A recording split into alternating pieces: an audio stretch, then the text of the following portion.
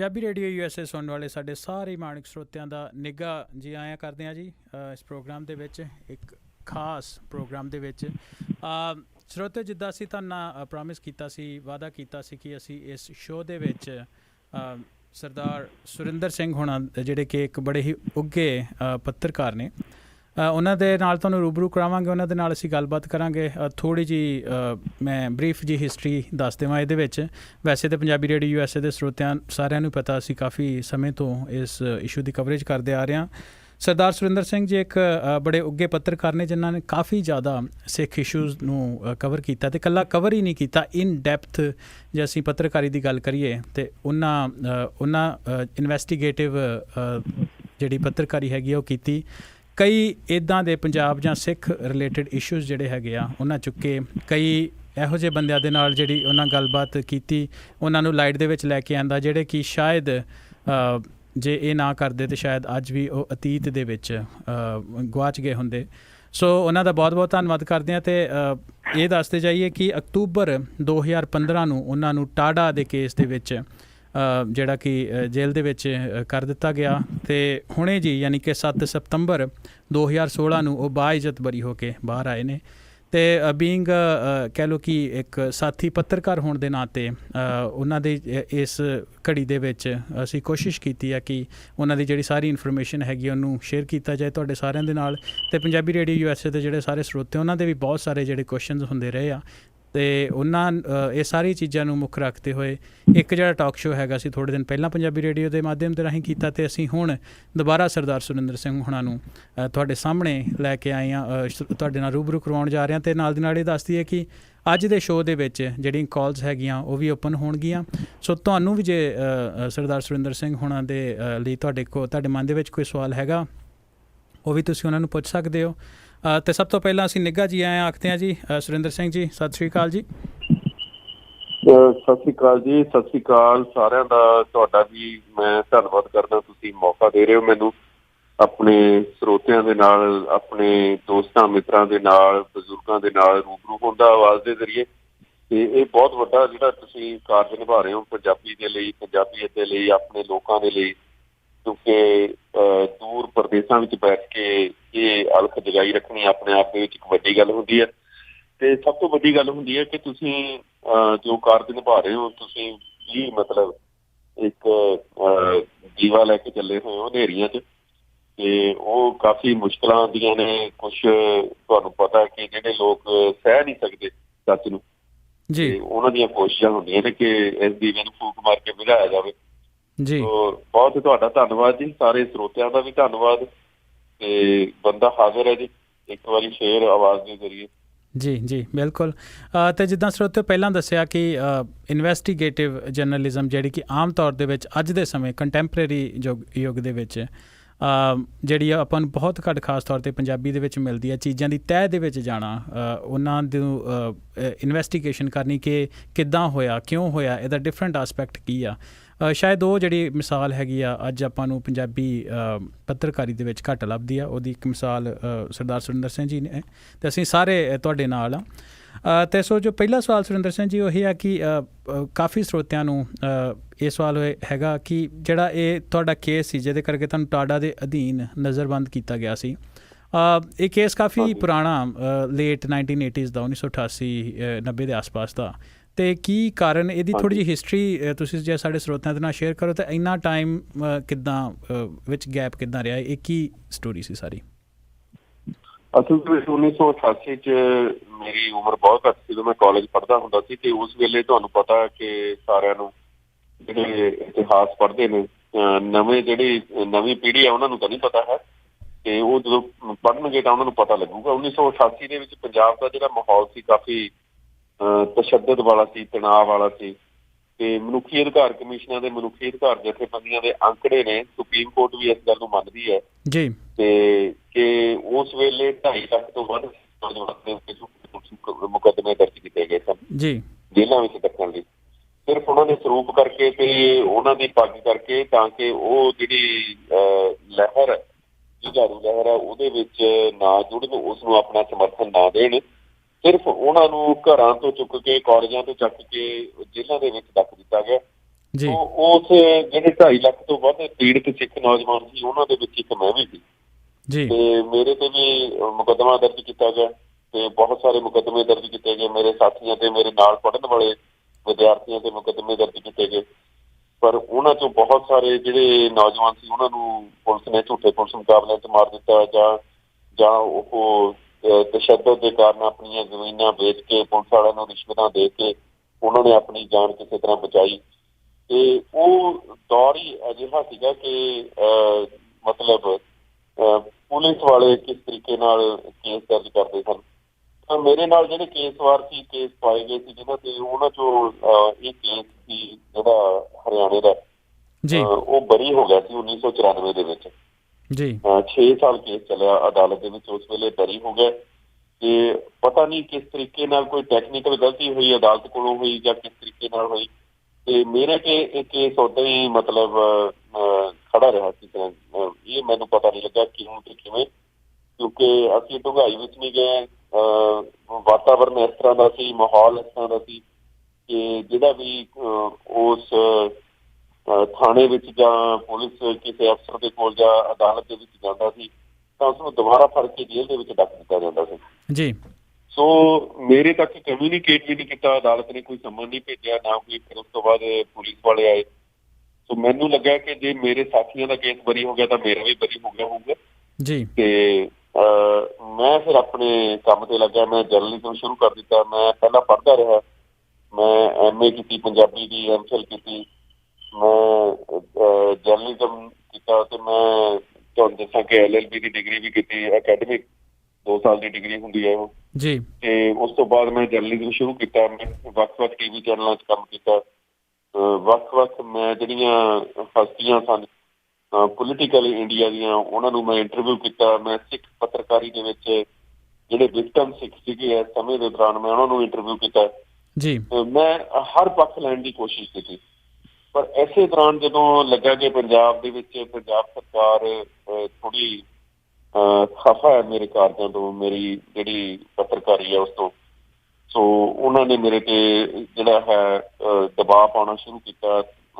ਮੈਨੂੰ ਉਸ ਦਬਾਅ ਦੇ ਵਿੱਚੋਂ ਪਤਾ ਲੱਗਾ ਕਿ ਮੇਰੇ ਤੇ ਇੱਕ ਕੇਸ ਜਿਹੜਾ ਹੈ ਪੁਰਾਣਾ ਉਹ ਹਾਲੇ ਤੱਕ ਖੜਾ।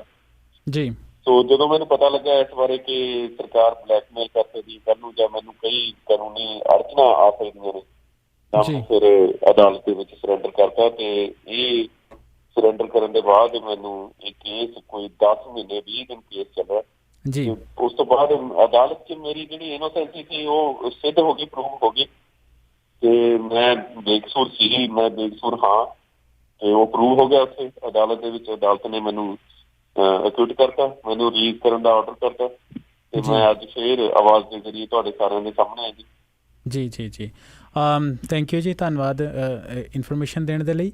ਅਤੇ ਆਪਾਂ ਜਿਹੜੀ ਗੱਲਬਾਤ ਆ ਇਹਨੂੰ ਜਾਰੀ ਰੱਖਾਂਗੇ। ਆਪਾਂ ਇਹ ਵੀ ਤੁਹਾਡੇ ਕੋਲ ਪੁੱਛਾਂਗੇ ਕਿ ਜਿਹੜਾ ਤੁਹਾਡਾ ਤਕਰੀਬਨ 10 ਮਹੀਨੇ ਦਾ 10.5 ਮਹੀਨੇ ਦਾ ਜਿਹੜਾ ਜੇਲ੍ਹ ਦਾ ਸਫ਼ਰ ਸੀ, ਜੇਲ੍ਹ ਦੇ ਵਿੱਚ ਮਾਹੌਲ ਸੀ, ਉਹ ਕਿੱਦਾਂ ਦਾ। ਪਰ ਸਭ ਤੋਂ ਪਹਿਲਾਂ ਸਾਡੇ ਨਾਲ ਕਾਲਰ ਜੁੜੇ ਨੇ ਹਰਦੀਪ ਸਿੰਘ ਮਾਨ ਹੁਣੀ, ਆਪਾਂ ਉਹਨਾਂ ਦੇ ਨਾਲ ਗੱਲਬਾਤ ਕਰਦੇ ਹਾਂ। ਹਰਦੀਪ ਸਿੰਘ ਜੀ, ਜੀ ਆਇਆਂ ਨੂੰ। ਤੁਹਾਡਾ ਕੀ ਸਵਾਲ ਆ ਜੀ? ਹਾਂਜੀ ਸੁਰਿੰਦਰ ਸਿੰਘ ਜੀ, ਸਤਿ ਸ੍ਰੀ ਅਕਾਲ। ਬਹੁਤ ਬਹੁਤ ਵਧਾਈਆਂ। ਤੁਸੀਂ ਜੰਗ ਜਿੱਤ ਕੇ ਆਏ ਜੇ, ਜ਼ਿੰਦਗੀ ਦੀ ਉਹ ਜੰਗ ਜਿੱਤੀ ਜਿਹੜੀ ਜਿੱਤਣੀ ਬਹੁਤ ਮੁਸ਼ਕਿਲ ਆ। DIR ਟਾਡਾ ਵਗੈਰੇ ਜਿਹੜੇ ਕਾਨੂੰਨਾਂ ਦੇ ਵਿੱਚ ਫਸੇ ਹੋਏ ਲੋਕ ਨੇ, ਇਹਨਾਂ ਚੋਂ ਨਿਕਲਣਾ ਬਹੁਤ ਮੁਸ਼ਕਿਲ ਆ। ਤੁਹਾਨੂੰ ਇਸ ਗੱਲ ਦੀ ਬਹੁਤ ਬਹੁਤ ਵਧਾਈ ਦਿੰਦੇ ਆ। ਤੇ ਮੇਰੇ ਕਾਫੀ ਸਵਾਲਾਂ ਦੇ ਆਨਸਰ ਤੁਸੀਂ ਹੁਣੇ ਹੀ ਦੇ ਦਿੱਤੇ ਨੇ। ਤੇ ਇੱਕ ਛੋਟਾ ਜਿਹਾ ਹੀ ਰਹਿ ਗਿਆ ਵੀ ਜਿਸ ਤਰ੍ਹਾਂ ਹੁਣ ਤੁਹਾਨੂੰ ਐਕਸਪੀਰੀਅੰਸ ਹੋਇਆ ਹੈ, ਇਹਦੇ ਵਿੱਚੋਂ ਬਾਇਜ਼ਤ ਬਰੀ ਹੋਣ ਦਾ ਕੀ ਕੁਛ ਜਿਹੜੇ ਹੋਰ ਲੋਕ ਆਪਣੇ ਸਿੰਘ ਫਸੇ ਉਹਨਾਂ ਦੀ ਕਿਵੇਂ ਤੁਸੀਂ ਮਦਦ ਕਰ ਸਕਦੇ ਜੀ? ਇਹ ਸਵਾਲ ਆ ਜੀ। ਥੈਂਕ ਯੂ ਜੀ ਹਰਦੀਪ ਸਿੰਘ। ਹਾਂਜੀ ਹਰਦੀਪ ਸਿੰਘ ਜੀ, ਸਤਿ ਸ੍ਰੀ ਅਕਾਲ। ਤੁਹਾਡਾ ਬਹੁਤ ਧੰਨਵਾਦ। ਤੁਸੀਂ ਹੱਲਾਸ਼ੇਰੀ ਦਿੰਦੇ ਹੋ, ਪਿੱਠ ਥਾਪੜਦੇ ਹੋ ਤੁਸੀਂ। ਗੱਲ ਇਹ ਹੈ ਕਿ ਜਿਹੜੇ ਹੋਰ ਸਿੰਘ ਇਸ ਵੇਲੇ ਜੇਲ੍ਹਾਂ 'ਚ ਬੰਦ ਨੇ, ਉਹ ਜਿਹੜੀ ਸਿਆਸੀ ਚਾਰਾਜੋਈ ਹੈ ਉਸ ਦੇ ਨਾਲ ਰਿਹਾ ਹੋ ਸਕਦੇ ਨੇ। ਸਿਆਸੀ ਵਿਲ ਪਾਵਰ, ਜਿਹੜੀ ਪੋਲੀਟੀਕਲ ਵਿਲ ਪਾਵਰ ਹੈ, ਉਹ ਸਾਡੇ ਲੀਡਰਾਂ 'ਚ ਹੈ ਨਹੀਂ। ਉਹ ਹੱਥ ਖੜੇ ਕਰ ਚੁੱਕੇ ਨੇ ਪੂਰੀ ਤਰ੍ਹਾਂ। ਉਹ ਜਿਹੜੀ ਉੱਥੇ ਪਾਲਿਸੀਜ਼ ਘੜਦੇ ਨੇ, ਜਿਹੜੇ ਕਾਨੂੰਨ ਦੇ ਘਾੜੇ ਨੇ ਦਿੱਲੀ 'ਚ ਬੈਠੇ ਨੇ, ਉਹਨਾਂ ਤੱਕ ਬਰਾਬਰ ਪਹੁੰਚ ਨਹੀਂ ਬਣਾਉਂਦੇ ਹੈਗੇ, ਕਮਿਊਨੀਕੇਸ਼ਨ ਨਹੀਂ ਕਰਦੇ ਹੈਗੇ।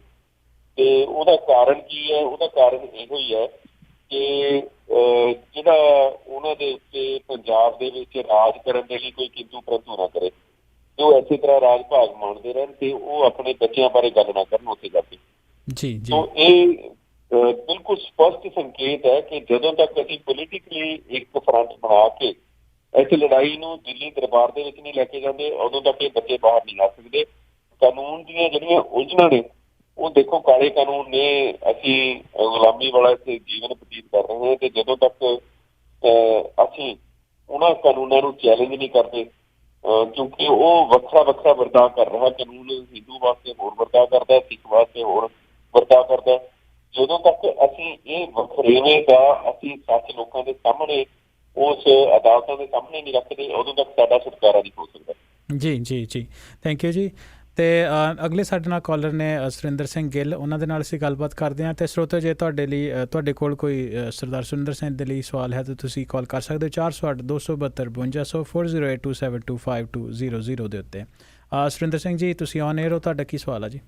ਹਾਂਜੀ ਵੀਰ ਜੀ, ਸਤਿ ਸ੍ਰੀ ਅਕਾਲ ਜੀ ਸਾਰਿਆਂ ਨੂੰ, ਤੇ ਭਾਜੀ ਹੁਣਾਂ ਨੂੰ ਵੀ ਮੇਰੀ ਵੱਲੋਂ ਬਹੁਤ ਸਤਿਕਾਰ ਭਰੀ ਸਤਿ ਸ੍ਰੀ ਅਕਾਲ ਜੀ। ਸਤਿ ਸ਼੍ਰੀ ਅਕਾਲ। ਸਤਿ ਸ਼੍ਰੀ ਅਕਾਲ ਜੀ। ਵੀਰ ਜੀ, ਜਿਸ ਤਰ੍ਹਾਂ ਵੀ ਇਹ ਨਹੀਂ ਇੱਦਾਂ ਦਾ ਇਹ ਦਮਨਕਾਰੀ ਚੱਕਰ ਉਸ ਟਾਈਮ ਚਲਾਇਆ, ਤੇ ਕੀ ਇਸ ਟਾਈਮ ਆਉਣੇ ਵਾਲੇ ਸਮੇਂ ਵਿੱਚ ਵੀ ਇੱਦਾਂ ਦੇ ਕਾਨੂੰਨਾਂ ਦਾ ਇਹੋ ਕੁਛ ਆਸਰਾ ਲੈ ਰਹੇ ਆ ਜਾਂ ਇੱਦਾਂ ਦਾ ਵਿਚਾਰ ਕਰ ਰਹੇ ਆ?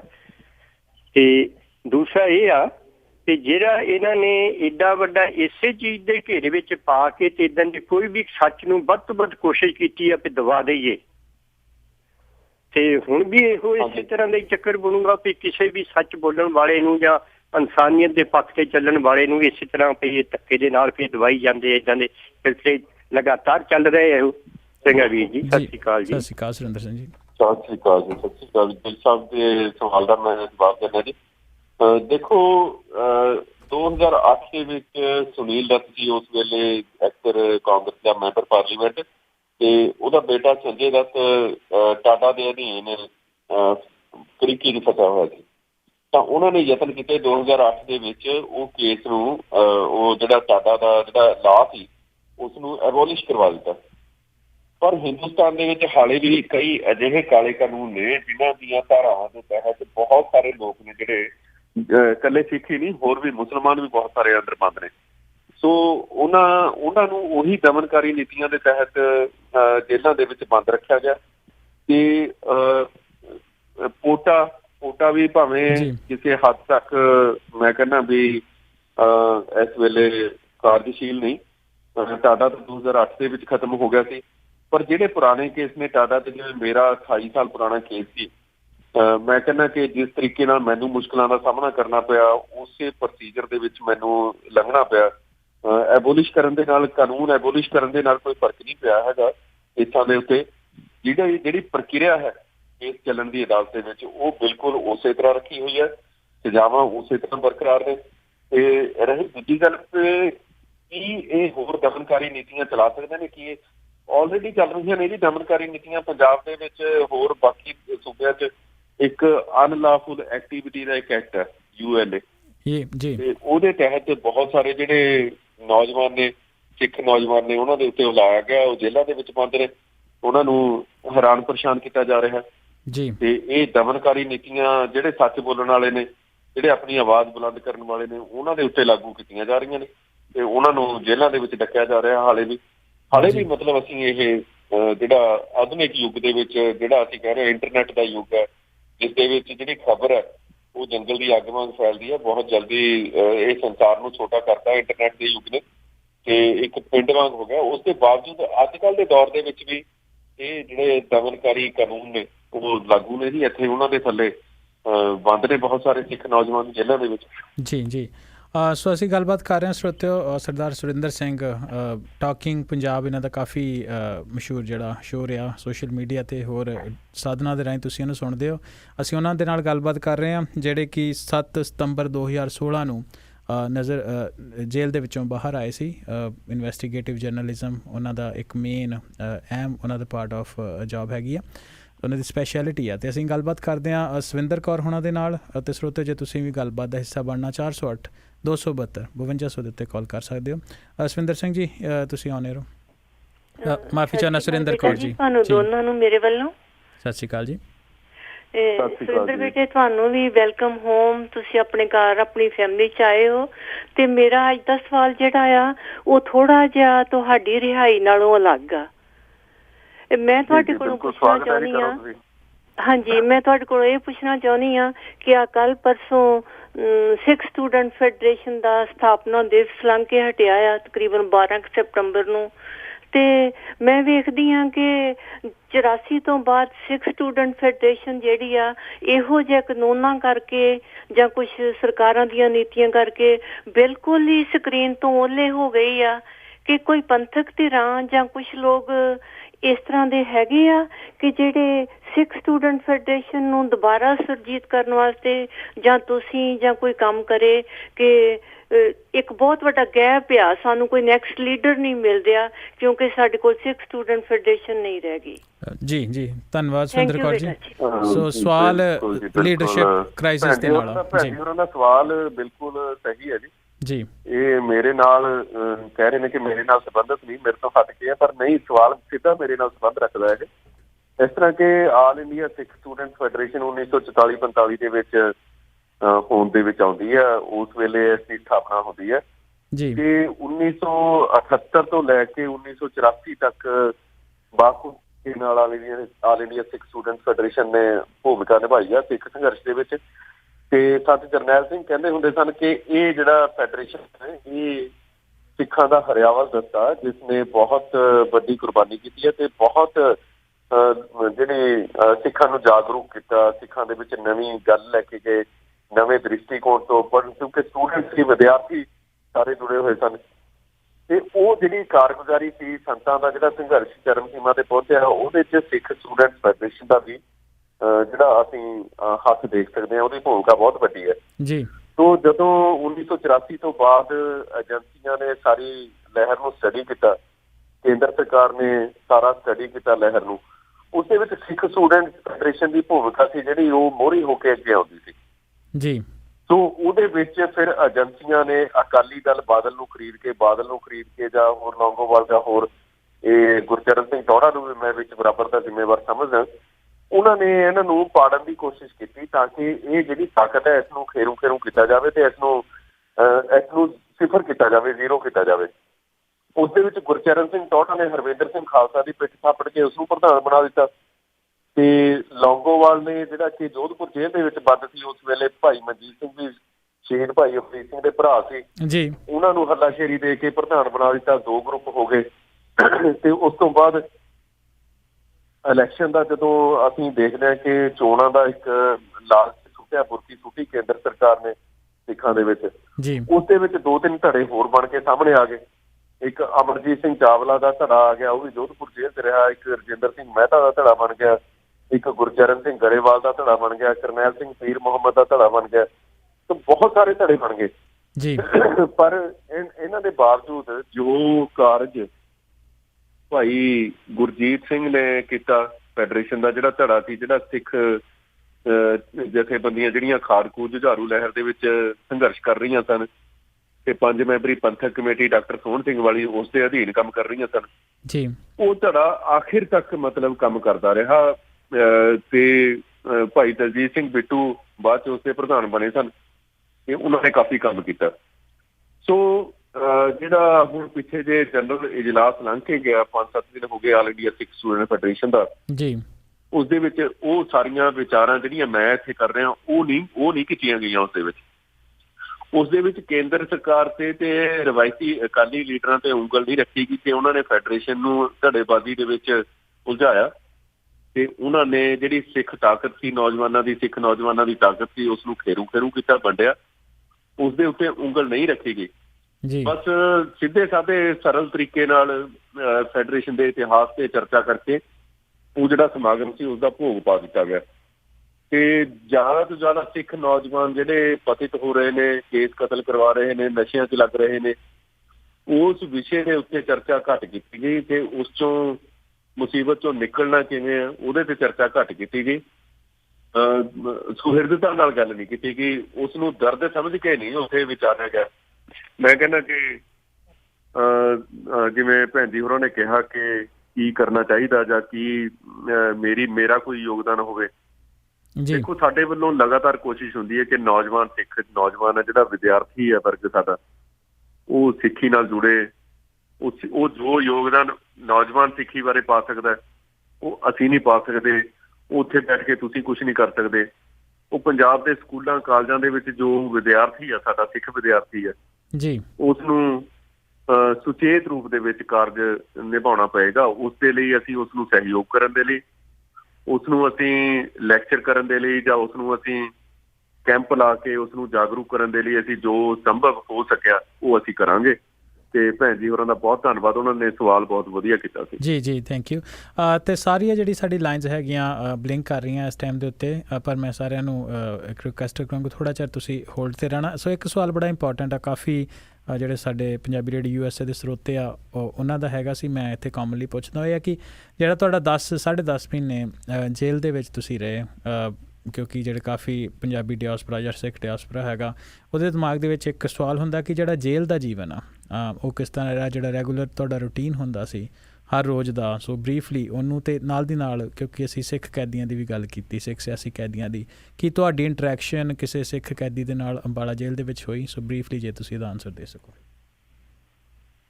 ਦੇਖੋ ਉੱਥੇ ਪੰਜਾਬ ਦੀਆਂ ਤੇ ਇੰਡੀਆ ਦੀਆਂ ਜੇਲ੍ਹਾਂ ਦਾ ਮਾਹੌਲ ਅੱਜ ਕੱਲ੍ਹ ਕਾਫੀ ਖਰਾਬ ਆ। ਉੱਥੇ ਨਸ਼ਾ ਇਸ ਤਰੀਕੇ ਨਾਲ ਵਰਤਾਇਆ ਜਾ ਰਿਹਾ ਜਿਵੇਂ ਕੋਈ ਮੈਂ ਕਹਿੰਦਾ ਕੋਈ ਫਰੀ ਦੀ ਕਮਿਊਨਿਟੀ ਕਿਚਨ ਹੁੰਦੀ ਹੈ ਕੋਈ, ਇਸ ਤਰੀਕੇ ਨਾਲ। ਸੋ ਉਹਦੇ 'ਚ ਜੇਲ੍ਹ ਅਧਿਕਾਰੀ ਸਿੱਧੇ ਤੌਰ ਤੇ ਜ਼ਿੰਮੇਵਾਰ ਨੇ, ਉਹਨਾਂ ਨੂੰ ਪਤਾ ਕੀ ਹੋ ਰਿਹਾ ਕੀ ਨਹੀਂ ਹੋ ਰਿਹਾ, ਜਦੋਂ ਵੀ ਚਾਹੇ ਬੰਦ ਕਰ ਸਕਦੇ ਨੇ। ਆਖਿਰ ਨੂੰ ਜਾਂਦਾ ਤਾਂ ਉਹ ਮੇਨ ਗੇਟ ਤੇ ਰਾਹੀਂ ਹੈ ਨਾ ਅੰਦਰ ਜੀ ਸਾਰਾ ਕੁਛ। ਤੇ ਕਾਫੀ ਉਸਦੇ ਨਾਮ ਦੇ ਉੱਤੇ ਬੰਦਿਸ਼ਾਂ ਲਾਈਆਂ ਗਈਆਂ ਨੇ, ਬਾਹਰੋਂ ਕੋਈ ਫਰੂਟ ਨਹੀਂ ਜਾਣ ਦਿੰਦੇ, ਜਾਂ ਕੋਈ ਹੋਰ ਜਿਹੜੇ ਰਿਸ਼ਤੇਦਾਰ ਮਿੱਤਰ ਮਿਲਣ ਵਾਲੇ ਹੁੰਦੇ ਨੇ ਉਹ ਖਾਣ ਪੀਣ ਦਾ ਸਮਾਨ ਨਹੀਂ ਲਿਜਾ ਸਕਦੇ ਜੀ, ਸਿਰਫ ਐਸੇ ਕਰਕੇ ਕਿ ਨਸ਼ਾ ਨਾ ਅੰਦਰ ਜਾਵੇ। ਪਰ ਉਹ ਦਿਖਾਵੇ ਮਾਤਰ ਬੰਦਿਸ਼ਾਂ ਨੇ ਜੀ। ਖੁੱਲੇ ਤੌਰ ਤੇ ਅੰਦਰ ਚਿੱਟਾ, ਸਮੈਕ, ਹੈਰੋਇਨ, ਅਫੀਮ, ਹੋਰ ਇਸ ਤਰ੍ਹਾਂ ਦੇ ਨਸ਼ੇ ਜਿਹੜੇ ਨੇ ਉਹ ਉੱਥੇ ਅਵੇਲੇਬਲ ਨੇ ਜੀ। ਸੋ ਉੱਥੇ ਜਿਹੜੀ ਉਹਨਾਂ ਨੂੰ ਮੈਂ ਸਮਝਾਇਆ ਵੀ ਉੱਥੇ ਜਿਹੜੇ ਕੈਦੀ ਨਸ਼ਾ ਕਰਦੇ ਨੇ ਉਹਨਾਂ ਨੂੰ ਕਲਾਸਾਂ ਲਾਈਆਂ, ਉੱਥੇ ਲੈਕਚਰ ਕਰਦੇ ਹੁੰਦੇ ਸੀ ਇਕੱਠੇ ਹੋ ਕੇ, ਮੈਂ ਸਾਰਾ ਇਹ ਪ੍ਰਬੰਧ ਕੀਤਾ ਉੱਥੇ ਜੀ। ਪਰ ਉਹਦੇ 'ਚ 5% ਲੋਕਾਂ ਤੇ ਅਸਰ ਪਿਆ। 5% ਜਿਹੜੇ ਪੰਜਾਬੀ ਕਮਿਊਨਿਟੀ ਦੇ ਨਾਲ ਸੰਬੰਧ ਰੱਖਦੇ ਸੀ ਕੈਦੀ ਜੀ, ਜਾਂ ਸਿੱਖ ਪਰਿਵਾਰਾਂ ਦੇ ਵਿੱਚ ਜਿਨ੍ਹਾਂ ਨੇ ਜਨਮ ਲਿਆ, ਉਹਨਾਂ ਨੂੰ ਮੈਂ ਸਮਝਾਉਣ ਦੇ ਵਿੱਚ ਕਾਫੀ ਹੱਦ ਤੱਕ ਮੈਂ ਕਾਮਯਾਬ ਵੀ ਹੋਇਆ। ਤੇ ਅਸੀਂ ਉੱਥੇ ਬਕਾਇਦਾ ਐਤਵਾਰ ਨੂੰ ਸੁਖਮਨੀ ਸਾਹਿਬ ਦਾ ਪਾਠ ਕਰਦੇ ਹੁੰਦੇ ਸੀ। ਉੱਥੇ ਦੇਗ ਤਿਆਰ ਕਰਕੇ, ਕੜਾਹ ਪ੍ਰਸ਼ਾਦ ਤਿਆਰ ਕਰਕੇ, ਫਿਰ ਅਰਦਾਸ ਕਰਕੇ ਅਸੀਂ ਉੱਥੇ ਵਰਤਾਉਣਾ ਤੇ ਵਿਚਾਰਾਂ ਕਰਨੀਆਂ ਗੁਰਬਾਣੀ ਦੀਆਂ। ਇਸ ਤਰ੍ਹਾਂ ਦਾ ਉੱਥੇ ਪ੍ਰੋਗਰਾਮ ਸ਼ੁਰੂ ਅਸੀਂ ਕਰਵਾ ਦਿੱਤਾ ਸੀ। ਤੇ ਗੁਰਪੁਰਬ ਗੁਰੂ ਨਾਨਕ ਦੇਵ ਜੀ ਦਾ, ਗੁਰੂ ਗੋਬਿੰਦ ਸਿੰਘ ਜੀ ਦਾ, ਉਹ ਅਸੀਂ ਬਕਾਇਦਾ ਤੌਰ ਦੇ ਉੱਤੇ ਉੱਥੇ ਸੈਲੀਬ੍ਰੇਟ ਕਰਦੇ ਹੁੰਦੇ ਸੀ, ਮਨਾਉਂਦੇ ਹੁੰਦੇ ਸੀ। ਸੋ ਉਹਦੇ ਨਾਲ ਵੀ ਇੱਕ ਬਾਕੀ ਜਿਹੜੇ ਕੌਮਾਂ ਦੇ ਲੋਕ ਉੱਥੇ ਨੇ, ਜਾਂ ਕ੍ਰਿਮੀਨਲ ਟਾਈਪ ਦੇ ਉੱਥੇ ਲੋਕ ਨੇ, ਜਾਂ ਗੈਂਗਸਟਰ ਨੇ, ਡਕੈਤ ਨੇ, ਸੋ ਉਹਨਾਂ ਨੂੰ ਵੀ ਲੱਗਿਆ ਕਿ ਇਹ ਵੱਖਰੀ ਕਿਸਮ ਦੇ ਲੋਕ ਨੇ। ਇਹ ਬੜੇ ਖੁੱਲ੍ਹੇ ਤਰੀਕੇ ਨਾਲ ਆਪਣੇ ਗੁਰੂਆਂ ਪੀਰਾਂ ਫਕੀਰਾਂ ਦੇ ਜਿਹੜੇ ਹੈ ਨੇ ਉਹ ਦਿਨ ਮਨਾਉਂਦੇ ਨੇ, ਲੰਗਰ ਚਲਾਉਂਦੇ ਨੇ, ਦੇਗ ਵਰਤਾਉਂਦੇ ਨੇ। ਥੋੜਾ ਜਿਹਾ ਉਹਨਾਂ ਨੂੰ ਲੱਗਿਆ ਕਿ ਪਹਿਲਾਂ ਉਹਨਾਂ ਨੂੰ ਇਸ ਤਰ੍ਹਾਂ ਦਾ ਨਹੀਂ ਸੀ। ਸਾਡੀ ਰੂਟੀਨ ਮੇਰੀ ਤਾਂ ਬਿਲਕੁਲ ਵੱਖਰੀ ਤਰ੍ਹਾਂ ਦੀ ਸੀ। ਉੱਥੇ ਸਿੱਖ ਕੈਦੀ ਤਾਂ ਕੋਈ ਨਹੀਂ ਸੀ, ਖਾਸ ਕਰਕੇ ਸੰਘਰਸ਼ ਦੇ ਨਾਲ ਸੰਬੰਧਿਤ ਜੀ। ਉਹ ਤਾਂ ਮੈਂ ਉੱਥੇ ਇਕੱਲਾ ਹੀ ਸੀ ਹਰਿਆਣੇ ਦੀ ਜੇਲ੍ਹ ਦੇ ਵਿੱਚ ਜੀ। ਬਾਕੀ ਸਾਡੀ ਰੂਟੀਨ ਸੀ ਵੀ 4 ਵਜੇ ਅਸੀਂ ਸਵੇਰੇ ਉੱਠ ਕੇ ਪਾਠ ਕਰ ਲੈਂਦੇ ਸੀ, ਤੇ ਬਾਕੀਆਂ ਨੂੰ ਵੀ ਗੁਰਬਾਣੀ, ਬਾਕੀ ਵੀ ਕਾਫੀ ਜਿਹੜੀ ਸਿੱਖ ਕੈਦੀਆਂ ਦੀ ਜਿਹੜੀ ਵੱਡੀ ਗਿਣਤੀ ਸੀ ਜਿਹੜੀ ਪਾਠ ਕਰਨ ਲੱਗ ਪਈ ਸੀ ਉੱਥੇ। ਤੇ ਬਾਕੀ ਸਿੰਘ ਸਭਾ ਕੇਂਦਰ ਵਾਲੇ, ਚੰਡੀਗੜ੍ਹ ਵਾਲੇ, ਉਹ ਸਾਨੂੰ ਗੁਟਕਾ ਸਾਹਿਬ ਉੱਥੇ ਪ੍ਰੋਵਾਈਡ ਕਰ ਗਏ ਸੀ ਜੀ। ਤੇ ਸੈਂਚੀਆਂ ਗੁਰੂ ਗ੍ਰੰਥ ਸਾਹਿਬ ਦੀਆਂ ਉਹ ਉੱਥੇ ਭੇਜ ਦਿੱਤੀਆਂ ਸਨ ਉਹਨਾਂ ਨੇ, ਉੱਥੋਂ ਅਸੀਂ ਪਾਠ ਕਰ ਲੈਂਦੇ ਸੀ। ਤੇ ਸਵੇਰੇ 4 ਵਜੇ ਸਾਡਾ ਦਿਨ ਸ਼ੁਰੂ ਹੋ ਜਾਂਦਾ ਸੀ। 6 ਵਜੇ ਤੱਕ ਅਸੀਂ ਪਾਠ ਕਰ ਲੈਂਦੇ ਸੀ। 6 ਵਜੇ ਸਾਡੀ ਬੰਦੀ ਖੁੱਲ੍ਹਦੀ ਸੀ, ਚਾਹ ਆ ਜਾਂਦੀ ਸੀ ਸਰਕਾਰੀ ਜੀ। ਤੇ ਫਿਰ ਉਸ ਤੋਂ ਬਾਅਦ ਅਸੀਂ ਅਖਬਾਰ ਪੜ੍ਹਨਾ, ਤੇ ਫਿਰ ਕਿਤਾਬਾਂ ਪੜ੍ਹਨੀਆਂ, ਜਾਂ ਜਿਹੜਾ ਦੁਨੀਆ ਦਾ ਬਿਹਤਰੀਨ ਜਿਹੜਾ ਲਿਟਰੇਚਰ ਹੈ, ਸਾਹਿਤ ਹੈ, ਖਾਸ ਕਰਕੇ ਰਸ਼ੀਆ ਦਾ, ਫਰਾਂਸ ਦਾ ਅਸੀਂ ਦੇਖਦੇ ਹਾਂ, ਬਹੁਤ ਵਧੀਆ ਲੇਖਕ ਹੋਏ ਨੇ ਉਹਨਾਂ ਨੂੰ ਪੜ੍ਹਨਾ। ਸਾਡੇ ਪੰਜਾਬੀ ਲੇਖਕ ਬਹੁਤ ਵਧੀਆ ਨੇ, ਗੁਰਮਤ ਦੇ ਤੇ ਸਾਡੇ ਸਿੱਖ ਇਤਿਹਾਸਕਾਰ ਬਹੁਤ ਵਧੀਆ ਨੇ, ਉਹਨਾਂ ਨੂੰ ਪੜ੍ਹਨਾ ਅਸੀਂ ਜੀ। ਫਿਰ ਇਸੇ ਤਰ੍ਹਾਂ ਸਾਡੀ ਚਰਚਾ ਵੀ ਚੱਲਦੀ ਰਹਿਣੀ, ਜਾਂ ਬਹੁਤ ਸਾਰੇ ਜਿਹੜੇ ਸਿੱਖ ਕੈਦੀ ਸੀ ਉਹ ਚਾਹੁੰਦੇ ਸੀ ਜਾਣਨਾ ਸਿੱਖ ਇਤਿਹਾਸ ਨੂੰ, ਉਹ ਆ ਜਾਂਦੇ ਸੀ, ਫਿਰ ਬੈਠ ਕੇ ਵਿਚਾਰਾਂ ਹੁੰਦੀਆਂ ਰਹਿਣੀਆਂ ਜੀ। ਥੋੜ੍ਹੀ ਬਹੁਤੀ ਗੇਮ ਲਾ ਲੈਂਦੇ ਸੀ ਕਿਉਂਕਿ ਉੱਥੇ ਮੌਕਾ ਮਿਲਿਆ, ਕਿਉਂਕਿ ਬੈਠੇ ਰਹਿਣਾ ਤਾਂ ਫਿਰ ਸਰੀਰ ਬਿਲਕੁਲ ਨਕਾਰਾ ਹੋ ਜਾਂਦਾ ਜੀ। ਕੋਈ ਬੈਡਮਿੰਟਨ ਜਾਂ ਕੋਈ ਅਸੀਂ ਵਾਲੀਬਾਲ ਜਾਂ ਇਸ ਤਰ੍ਹਾਂ ਦੀਆਂ ਅਸੀਂ ਉੱਥੇ ਮਿਲ ਕੇ ਖੇਡ ਵੀ ਲੈਂਦੇ ਸੀ ਜੀ। ਉਸ ਤੋਂ ਬਾਅਦ ਸ਼ਾਮ ਨੂੰ ਅਸੀਂ 6 ਵਜੇ ਸਾਨੂੰ ਬੰਦ ਕਰ ਦਿੰਦੇ ਸੀ ਉਹ, ਤੇ ਉਸ ਤੋਂ ਬਾਅਦ ਰਹਿਰਾਸ ਸਾਹਿਬ ਕਰਨਾ। ਫਿਰ ਉਸੇ ਤਰੀਕੇ ਨਾਲ ਰਾਤ ਨੂੰ ਮੈਂ ਬੈਠ ਕੇ ਲਿਖਦਾ ਹੁੰਦਾ ਸੀ ਕੁਛ ਆਪਣੇ ਤਜਰਬੇ, ਕੁਛ ਜੋ ਸਿੱਖ ਸਿਆਸਤ ਬਾਰੇ, ਡਰਟੀ ਅਕਾਲੀ ਪੋਲੀਟਿਕਸ ਬਾਰੇ ਮੈਂ ਕਾਫੀ ਕੁਛ ਲਿਖਿਆ ਜੀ। ਤੇ ਆਉਣ ਵਾਲੇ ਦਿਨਾਂ 'ਚ ਮੈਂ ਕਹਿੰਦਾ ਵੀ ਮੈਂ ਸ਼ਾਇਦ ਕਾਮਯਾਬ ਹੋ ਜਾਵਾਂ ਉਹਨੂੰ ਇੱਕ ਕਿਤਾਬ ਦੇ ਰੂਪ ਦੇ ਵਿੱਚ ਜੀ ਜੀ ਮੈਂ ਕੁਛ ਦੇ ਸਕਾਂ ਆਪਣੇ ਵੀਰਾਂ ਨੂੰ, ਦੋਸਤਾਂ ਨੂੰ। ਜੀ ਜੀ। ਧੰਨਵਾਦ ਜੀ। ਉਮੀਦ ਕਰਦੇ ਹਾਂ ਕਿ ਆਉਣ ਵਾਲੇ ਦਿਨਾਂ ਵਿੱਚ ਤੁਸੀਂ ਇਹਨੂੰ ਜ਼ਰੂਰ ਪਬਲਿਸ਼ ਕਰੋਗੇ ਅਤੇ ਸਾਨੂੰ ਮੌਕਾ ਮਿਲੇਗਾ ਤੁਹਾਡੀ ਜਿਹੜੇ ਲੇਖ ਹੈਗੇ ਉਹਨਾਂ ਨੂੰ ਪੜ੍ਹਨ ਦਾ, ਤੁਹਾਡੀ ਲਿਖਤਾਂ ਨੂੰ ਪੜ੍ਹਨ ਦਾ। ਅਤੇ ਕਾਫੀ ਸਮੇਂ ਤੋਂ ਸਾਡੇ ਨਾਲ ਹੋਲਡ 'ਤੇ ਨੇ ਅਜੀਤ ਸਿੰਘ ਜੀ, ਅਸੀਂ ਉਹਨਾਂ ਦੇ ਨਾਲ ਗੱਲਬਾਤ ਕਰਦੇ ਹਾਂ। ਤੁਸੀਂ ਆਨ ਏਅਰ ਹੋ ਜੀ, ਤੁਹਾਡਾ ਕੀ ਸਵਾਲ ਆ? ਸਤਿ ਸ੍ਰੀ ਅਕਾਲ ਜੀ। ਅਜੀਤ ਸਿੰਘ ਜੀ, ਪਿੱਛੇ ਰੇਡੀਓ ਸੈੱਟ ਨੂੰ ਤੁਸੀਂ ਜੇ ਵਧੀਆ ਆਵਾਜ਼ ਬੰਦ ਕਰ ਦਿਓ ਜੀ। ਮੇਰੇ ਕੋਲੋਂ ਸ਼ਬਦ ਜਾਂ ਮੈਂ ਫਾਇਆ ਹੈ ਨਹੀਂ ਗਾ ਜਿਹੜਾ ਮਲਮ ਤੁਹਾਡੇ ਜ਼ਖਮਾਂ 'ਤੇ ਲਾ ਸਕਾਂ, ਜੋ ਤੁਹਾਨੂੰ ਪੰਜਾਬ ਸਰਕਾਰ ਨੇ ਤੁਹਾਨੂੰ ਦਿੱਤਾ ਹੈ। ਲੇਕਿਨ ਸੱਚ ਜਦੋਂ ਤੋਂ ਇਤਿਹਾਸ ਪੜ੍ਹ ਕੇ ਵੇਖ ਲਓ, ਜਦੋਂ ਦੁਨੀਆ ਬਣੀ ਹੈ, ਸੱਚ ਨੂੰ ਹਮੇਸ਼ਾ ਹੀ ਤੁਹਾਡੇ ਵਾਂਗੂ ਫਾਂਸੀ ਦੇ ਫਾਹੇ 'ਤੇ ਲਾਇਆ ਗਿਆ ਹੈ। ਲੇਕਿਨ ਮੈਂ ਤੁਹਾਨੂੰ ਦੋਵੇਂ ਹੱਥ ਜੋੜ ਕੇ ਸਲਾਮ ਜ਼ਰੂਰ ਕਰ ਸਕਦਾ ਕਿ ਤੁਸੀਂ ਜੋ ਕੁਛ ਕੀਤਾ ਹੈ ਉਹ ਤੁਸੀਂ ਉਹ ਆਉਣ ਵਾਲੀ ਸੰਗਤ ਦੀ ਤੁਹਾਡੇ ਦਰਸ਼ਨ ਤੋਂ ਕਰ ਸਕੇ ਜੋ ਕੁਛ ਕਰਨਾ ਹੈਗਾ ਵਾ। ਧੰਨਵਾਦ ਤੁਹਾਡੇ ਵਾਸਤੇ, ਜੋ ਕੁਛ ਤੁਹਾਡਾ ਹੋਇਆ ਹੈ ਨਾ ਉਹਦਾ ਮੈਂ ਬਹੁਤ ਬਹੁਤ ਧੰਨਵਾਦ ਕਰਦਾ ਤੁਹਾਡਾ। ਓਕੇ ਜੀ, ਸਤਿ ਸ਼੍ਰੀ ਅਕਾਲ। ਸਤਿ ਸ਼੍ਰੀ ਅਕਾਲ ਅਜੀਤ ਸਿੰਘ ਜੀ। ਅਜੀਤ ਸਿੰਘ ਜੀ ਸਤਿ ਸ਼੍ਰੀ ਅਕਾਲ। ਅਜੀਤ ਸਿੰਘ ਜੀ ਬਹੁਤ ਜਜ਼ਬਾਤੀ ਇਹਨਾਂ ਨੇ ਮੈਨੂੰ ਥਾਪੜਾ ਦਿੱਤਾ, ਬਹੁਤ ਧੰਨਵਾਦ ਵੀ ਅਜੀਤ ਸਿੰਘ ਜੀ ਦਾ। ਜੀ ਜੀ। ਤੇ ਸ਼ੁਕਰੀਆ ਕਰਦਾ ਕਿ ਠੀਕ ਹੈ, ਮੈਨੂੰ ਉਮੀਦ ਸੀ ਕਿ ਮੇਰੀ ਗੈਰ ਹਾਜ਼ਰੀ ਦੇ ਵਿੱਚ ਬਹੁਤ ਸਾਰੇ ਸਿੱਖ ਪੱਤਰਕਾਰ ਕੰਮ ਕਰਨਗੇ, ਖੜੇ ਹੋਣਗੇ, ਪਰ ਸਾਰਿਆਂ ਨੇ ਮੈਨੂੰ ਇਹੋ ਹੀ ਕਿਹਾ ਕਿ ਤੁਹਾਡੀ ਗੈਰ ਹਾਜ਼ਰੀ ਰੱਖਦੀ ਰਹੀ ਸਾਨੂੰ ਜੀ। ਪਰ ਮੇਰੀ ਦੇਖੋ ਕੋਸ਼ਿਸ਼ ਇਹ ਹੋਈ ਹੈ ਕਿ ਹੋਰ ਜਿਹੜੇ ਸਾਡੇ ਪੱਤਰਕਾਰ ਨੇ ਅੱਗੇ ਆਉਣ ਤੇ ਜਿਹੜਾ ਕਾਫਲਾ ਬਣੇ। ਪਰ ਕਾਫਲਾ ਤਾਂ ਬਣ ਚੁੱਕਿਆ। ਮੈਨੂੰ ਜਿੰਨਾ ਸਹਿਯੋਗ ਤੁਸੀਂ ਦੇ ਰਹੇ ਹੋ ਜਾਂ ਜਿਸ ਤਰੀਕੇ ਨਾਲ ਤੁਸੀਂ ਮੈਨੂੰ ਹੌਸਲਾ ਦਿੰਦੇ ਹੋ, ਉਹ ਆਪਣੇ ਆਪ ਦੇ ਵਿੱਚ ਕਾਫਲੇ ਤੋਂ ਘੱਟ ਨਹੀਂ ਹੈਗਾ। ਅਜੀਤ ਸਿੰਘ ਜੀ ਦਾ ਬਹੁਤ ਬਹੁਤ ਧੰਨਵਾਦ। ਜੀ ਜੀ, ਥੈਂਕ ਯੂ ਜੀ। ਅਤੇ ਸਰੋਤਿਓ, ਅਸੀਂ ਗੱਲਬਾਤ ਕਰ ਰਹੇ ਹਾਂ ਸਰਦਾਰ ਸੁਰਿੰਦਰ ਸਿੰਘ, ਜਰਨਲਿਸਟ, ਜਿਹੜੇ ਪੱਤਰਕਾਰ ਨੇ। ਟਾਕਿੰਗ ਪੰਜਾਬ ਉਹਨਾਂ ਦਾ ਜਿਹੜਾ ਕਾਫੀ ਪੋਪੂਲਰ ਸ਼ੋਅ ਹੈਗਾ। ਤੁਸੀਂ ਮੀਡੀਆ ਦੇ ਸਾਧਨਾਂ ਦੇ ਰਾਹੀਂ ਅਤੇ ਸੋਸ਼ਲ ਮੀਡੀਆ ਦੇ ਰਾਹੀਂ ਤੁਸੀਂ ਉਹਨਾਂ ਦੇ ਨਾਲ ਉਹਨਾਂ ਦੇ ਜਿਹੜੇ ਵਿਚਾਰ ਹੈਗੇ, ਜੋ ਉਹਨਾਂ ਦੀ ਪੱਤਰਕਾਰੀ ਤੁਸੀਂ ਦੇਖੀ। ਅਤੇ ਸਾਡੇ ਨਾਲ ਜੁੜੇ ਨੇ ਹਰਮਿੰਦਰ ਸਿੰਘ ਜੀ, ਕਾਫੀ ਸਮੇਂ ਤੋਂ ਅਸੀਂ ਉਹਨਾਂ ਦੇ ਨਾਲ ਗੱਲਬਾਤ ਕਰਦੇ ਹਾਂ। ਸਤਿ ਸ਼੍ਰੀ ਅਕਾਲ ਜੀ, ਤੁਸੀਂ ਆਨ ਏਅਰ ਹੋ। ਸੁਰਿੰਦਰ ਸਿੰਘ ਜੀ ਸਤਿ ਸ੍ਰੀ ਅਕਾਲ। ਮੈਂ ਸਵਾਲ ਤਾਂ ਕੋਈ ਨਹੀਂ ਕਰਨਾ, ਸਿਰਫ ਇੱਕ ਕਮੈਂਟ ਹੈਗਾ ਬਰੀਫਲੀ। ਤੁਹਾਡੇ ਜਿਹੜੇ ਟਾਕਿੰਗ ਸ਼ੋਅ ਦੇ ਜਿਹੜੀਆਂ ਵੀਡੀਓ ਸੀਗੀਆਂ ਪੰਜਾਬ ਦੇ ਵਿੱਚ, ਜਿਹੜੀਆਂ ਤੁਸੀਂ ਵੱਖਰੀਆਂ ਵੱਖਰੀਆਂ ਸ਼ਖਸੀਅਤਾਂ ਦੇ ਨਾਲ 78 ਤੋਂ 84 ਤੱਕ ਜਿਹੜੇ ਜੁੜੇ ਹੋਏ ਸੀ ਕਿਸੇ ਨਾ ਕਿਸੇ ਤਰੀਕੇ ਦੇ ਨਾਲ, ਉਹਨਾਂ ਨੇ ਇੰਟਰਵਿਊ ਕੀਤੀਆਂ, ਉਹ ਸੁਣੀਆਂ ਮੈਂ। ਅਤੇ ਮੈਂ ਵੀ ਉਦੋਂ ਹੀ ਕਾਲਜ ਪੜ੍ਹਦਾ ਹੁੰਦਾ ਸੀ ਉੱਥੇ ਪੰਜਾਬ 'ਚ, ਅਤੇ ਲੱਗਦਾ ਸੀਗਾ ਵੀ ਸਾਨੂੰ ਬਹੁਤ ਜਾਣਕਾਰੀ ਆ ਉੱਥੋਂ ਦੇ ਹਾਲਾਤਾਂ ਦੀ। ਪਰ ਜਦੋਂ ਇੰਟਰਵਿਊਜ਼ ਦੇਖੀਆਂ ਅਤੇ ਮੇਰਾ ਨਜ਼ਰੀਆ ਜਿਹੜਾ ਸੀਗਾ ਉਹ ਬੜਾ ਤਬਦੀਲ ਹੋਇਆ ਉਹ ਦੇਖ ਕੇ, ਸੁਣ ਕੇ, ਉਹ ਜਿਹੜੀਆਂ ਵੱਖਰੀਆਂ ਵੱਖਰੀਆਂ ਸ਼ਖਸੀਅਤਾਂ ਦੀ ਤੁਸੀਂ ਇੰਟਰਵਿਊ ਟਾਕਿੰਗ ਪੰਜਾਬ 'ਤੇ ਪਾਈ ਸੀਗੀ। That doesn't mean I still agree with your viewpoint or ਉਹਨਾਂ ਸ਼ਖਸੀਅਤਾਂ ਦਾ viewpoint, ਪਰ it's a very good journalism. You are doing a very progressive, investigative journalism, ਜਿਹੜਾ ਇਹ ਇਨਫੋਰਮੇਸ਼ਨ ਜਿਹੜਾ ਉਹ ਲੋਕਾਂ ਨੂੰ ਪ੍ਰੈਜ਼ੈਂਟ ਕਰਦਾ ਆ। ਦੈਨ ਅੱਗੇ ਫਿਰ ਸੰਗਤਾਂ 'ਤੇ ਡਿਪੈਂਡ ਕਰਦਾ ਵੀ ਉਹਨਾਂ ਨੇ ਉਸ ਇਨਫੋਰਮੇਸ਼ਨ ਨੂੰ ਕਿੱਦਾਂ ਪ੍ਰੋਸੈਸ ਕਰਨਾ ਅਤੇ ਕਿਵੇਂ ਆਪਣਾ ਜਿਹੜਾ ਨਜ਼ਰੀਆ ਹੈਗਾ ਉਹਨਾਂ ਨੇ ਡਿਵੈਲਪ ਕਰਨਾ। ਸੋ ਮੇਰਾ ਇਹ ਕਮੈਂਟ ਆ ਵੀ ਮੈਨੂੰ ਤੁਹਾਡੀ ਜਿਹੜੀ ਸੀਗੀ ਜੇਲ੍ਹ ਦਾ ਸਫ਼ਰ ਜਿਹੜਾ 8 ਮਹੀਨੇ ਦਾ, ਉਹ ਗੈਪ ਜਿਹੜਾ ਸੀਗਾ ਉਹ ਬੜਾ ਮਤਲਬ ਰੜਕਿਆ। I know your family suffered a lot, you personally suffered a lot, ਅਤੇ ਤੁਸੀਂ ਬਾਹਰ ਵੀ ਆਏ ਤਾਂ ਆਪਣੇ ਹੀ ਖੁਦ ਦੇ ਜਾਂ ਤੁਹਾਡੇ ਜਿਹੜੇ ਬਹੁਤ ਨਜ਼ਦੀਕੀ ਸੱਜਣ ਮਿੱਤਰ ਆ ਜਿਹੜੇ, ਉਹਨਾਂ ਦੇ ਯਤਨਾਂ ਸਦਕਾ ਬਾਹਰ ਆਏ ਆ। ਪਰ ਤੁਹਾਡੇ ਬਹੁਤ ਕਹਿ ਲਓ ਵੀ ਬਾਹਰ ਸ਼ੁਭ ਚਿੰਤਕ ਹੈਗੇ ਆ, ਜਿਨ੍ਹਾਂ ਨੇ ਆਪਣੇ ਲੈਵਲ 'ਤੇ ਚਾਹੇ ਉਹ ਕੁਛ ਮਾੜਾ ਕਹਿ ਲਓ ਵੀ ਕਿਣਕਾ ਇੱਕ ਪਾਇਆ ਕਿਵੇਂ ਕੀਤਾ, ਉਹਨਾਂ ਨੇ ਬੜੀ ਕੋਸ਼ਿਸ਼ ਕੀਤੀ ਜਾਂ ਉਹ ਦੁਆਵਾਂ ਕਰਦੇ ਸੀਗੇ। ਵੀ ਤੁਸੀਂ ਬਾਹਰ ਆਓ। ਹਾਂਜੀ, ਸੋ ਹਾਂਜੀ। We look forward to your more work what you are doing, and it would be really interesting. So I congratulate you, ਤੁਹਾਨੂੰ ਧੰਨਵਾਦ, ਤੁਹਾਨੂੰ ਵਧਾਈ ਦਿੰਦਾ ਆ ਵੀ ਤੁਸੀਂ ਬਾਹਰ ਆ ਗਏ ਆ। ਤੇ ਜੇ ਜਿਹੜੀ ਹੈਗੀ ਹੈ ਤਾਂ ਇੱਕ ਕਿਸਮ ਦੀ ਮੌਤ ਦੇ ਸਮਾਨ ਹੀ ਹੁੰਦੀ ਆ, ਕਿਸੇ ਦੀ ਆਵਾਜ਼ ਬੰਦ ਕਰ ਦੇਣੀ। ਸੋ ਜੋ ਵੀ ਕਰ ਲਓ, ਜਦੋਂ ਅਸੀਂ ਕੋਈ ਵੀ ਕਿਸੇ ਸਥਾਪਤੀ ਦੇ ਅਗੇਂਸਟ ਕੋਈ ਪ੍ਰੋਗਰੈਸਿਵ ਗੱਲ ਕਰਨ ਦੀ ਕੋਸ਼ਿਸ਼ ਕਰਦੇ ਹਾਂ ਤਾਂ ਇਹ ਟਕਰਾਅ ਦੇ ਵਿੱਚ ਕਹਿ ਲਓ ਜਿਹੜੀ ਤਾਕਤ ਹੈਗੀ ਆ ਉਹ ਦਬਾਉਣ ਦੀ ਕੋਸ਼ਿਸ਼ ਕਰਦੀ ਆ ਸੱਚ ਦੀ ਆਵਾਜ਼ ਨੂੰ। So continue your work and we look forward to hearing more from you about your work. ਧੰਨਵਾਦ ਹਰਮਿੰਦਰ ਸਿੰਘ ਜੀ।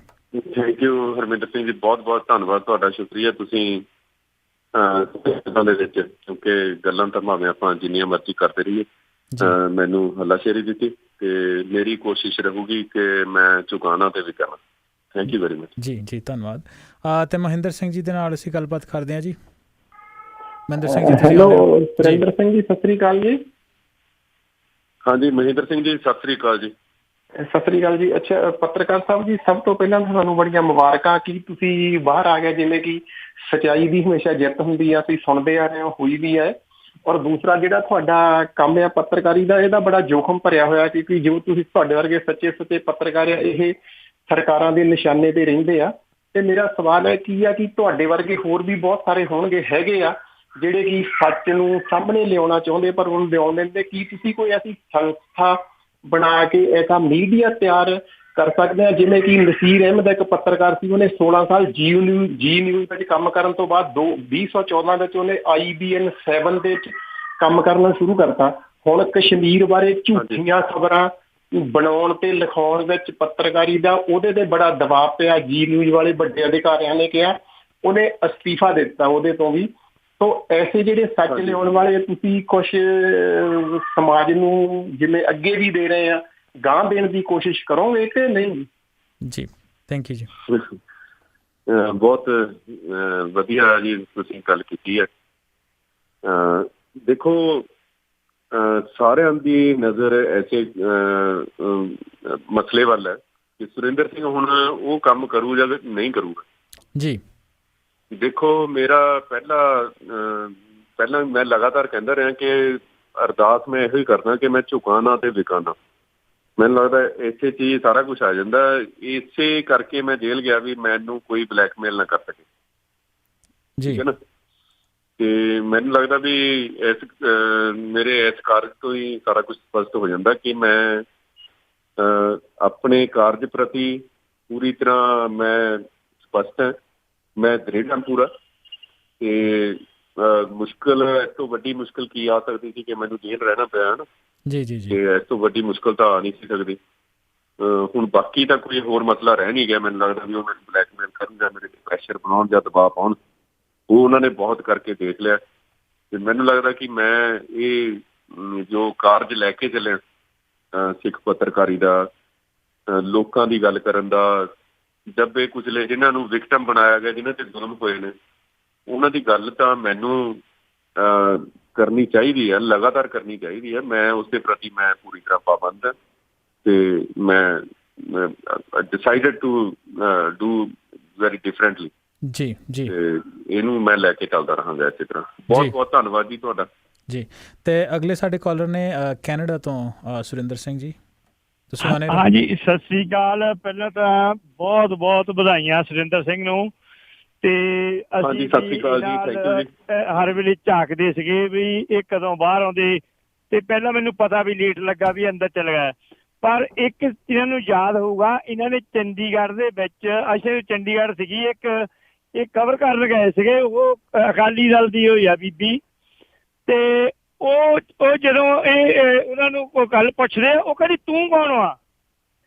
ਤੇ ਉਹ ਮੈਨੂੰ ਉਹਦੇ ਲੱਗਾ, ਇਹ ਕਹਿੰਦਾ ਮੈਂ ਸੁਰਿੰਦਰ ਸਿੰਘ ਆ ਪੱਤਰਕਾਰ। ਮੈਨੂੰ ਉਹਦੇ ਲੱਗਾ ਸੀਗਾ ਕਿ ਵੀ ਇਹਨੂੰ ਜ਼ਰੂਰ ਕੋਈ ਨਾ ਕੋਈ ਪ੍ਰੋਬਲਮ ਕਰਨਗੇ, ਕਿਉਂਕਿ ਮੈਂ ਸਾਰੀ ਇਹਨਾਂ ਦੀ TV ਤੇ ਦੇਖੀ ਸੀਗੀ।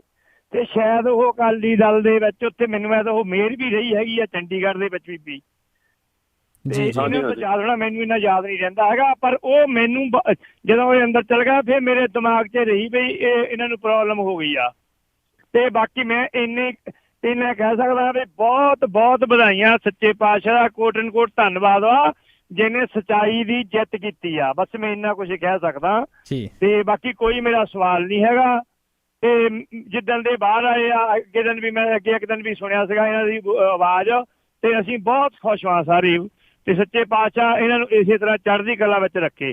ਵਾਹਿਗੁਰੂ ਜੀ ਕਾ ਖਾਲਸਾ, ਵਾਹਿਗੁਰੂ ਜੀ ਕੀ ਫਤਿਹ। ਵਾਹਿਗੁਰੂ ਜੀ ਕੀ ਫਤਿਹ ਜੀ। ਬਹੁਤ ਧੰਨਵਾਦ ਜੀ, ਬਹੁਤ ਧੰਨਵਾਦ ਤੁਹਾਡਾ ਜੀ। ਸ਼ਾਇਦ ਉਹ ਹਰਜਿੰਦਰ ਕੌਰ ਹੋਣਾ ਦੀ ਗੱਲ ਕਰਦੇ ਸੀ, ਪਰ ਕੋਈ ਕਹਿੰਦੇ ਕਿ ਬਹਾਨਾ ਹੀ ਬਣਨਾ ਹੁੰਦਾ। ਜਿੱਦਾਂ ਦੀ ਜਰਨਲਿਜ਼ਮ ਦੇ ਬਾਰੇ ਸਾਡੇ ਪਹਿਲੇ ਕਾਲਰ ਦੱਸ ਕੇ ਗਏ ਕਿ ਇਹ ਕੋਈ ਸੌਖਾ ਕੰਮ ਨਹੀਂ ਹੈਗਾ। ਐਸਟੈਬਲਿਸ਼ਮੈਂਟ ਦੇ ਖਿਲਾਫ ਉਹਨਾਂ ਦੇ ਮੁੱਦਿਆਂ ਨੂੰ ਚੱਕਣਾ, ਉਹਨਾਂ ਦਾ ਪਰਦਾਫਾਸ਼ ਕਰਨਾ ਇੱਕ ਵਾਕਈ ਔਖਾ ਕੰਮ ਆ। ਜਾਂ ਤਾਂ ਕਹਿ ਲਓ ਕਿ ਪੈਸੇ ਲੈ ਕੇ ਉਹਨਾਂ ਦੇ ਵੱਲ ਨੂੰ ਆ ਜਾਓ, ਅਤੇ ਜਾਂ ਕਈ ਵਾਰ ਇੱਦਾਂ ਦੇ ਜਿਹੜੇ ਔਖੇ ਸਮੇਂ ਉਹਨਾਂ ਵਿੱਚੋਂ ਨਿਕਲਣਾ ਪੈਂਦਾ। ਸੋ ਇੱਕ ਬਰੀਫਲੀ ਮੈਂ ਰਿਕੁਐਸਟ ਕਰੂੰਗਾ ਸਾਰੇ ਕਾਲਰ ਨੂੰ ਕਿ ਜਿਹੜੀ ਆਪਣੀ ਗੱਲਬਾਤ ਹੈਗੀ ਉਹਨੂੰ ਬਰੀਫ ਰੱਖਣ, ਕਿਉਂਕਿ ਬਹੁਤ ਜ਼ਿਆਦਾ ਕਾਲਰ ਜਿਹੜੇ ਹੈਗੇ ਲਾਈਨ ਦੇ ਉੱਤੇ ਹੈਗੇ ਆ। ਸੋ ਅਸੀਂ ਗੱਲਬਾਤ ਕਰਦੇ ਹਾਂ ਮਨਜੀਤ ਕੌਰ ਹੋਣਾ ਦੇ ਨਾਲ, ਜਿਹੜੇ ਕਾਫੀ ਟਾਈਮ ਤੋਂ ਸਾਡੇ ਨਾਲ ਹੋਲਡ 'ਤੇ ਨੇ ਜੀ। ਸਤਿ ਸ਼੍ਰੀ ਅਕਾਲ ਜੀ।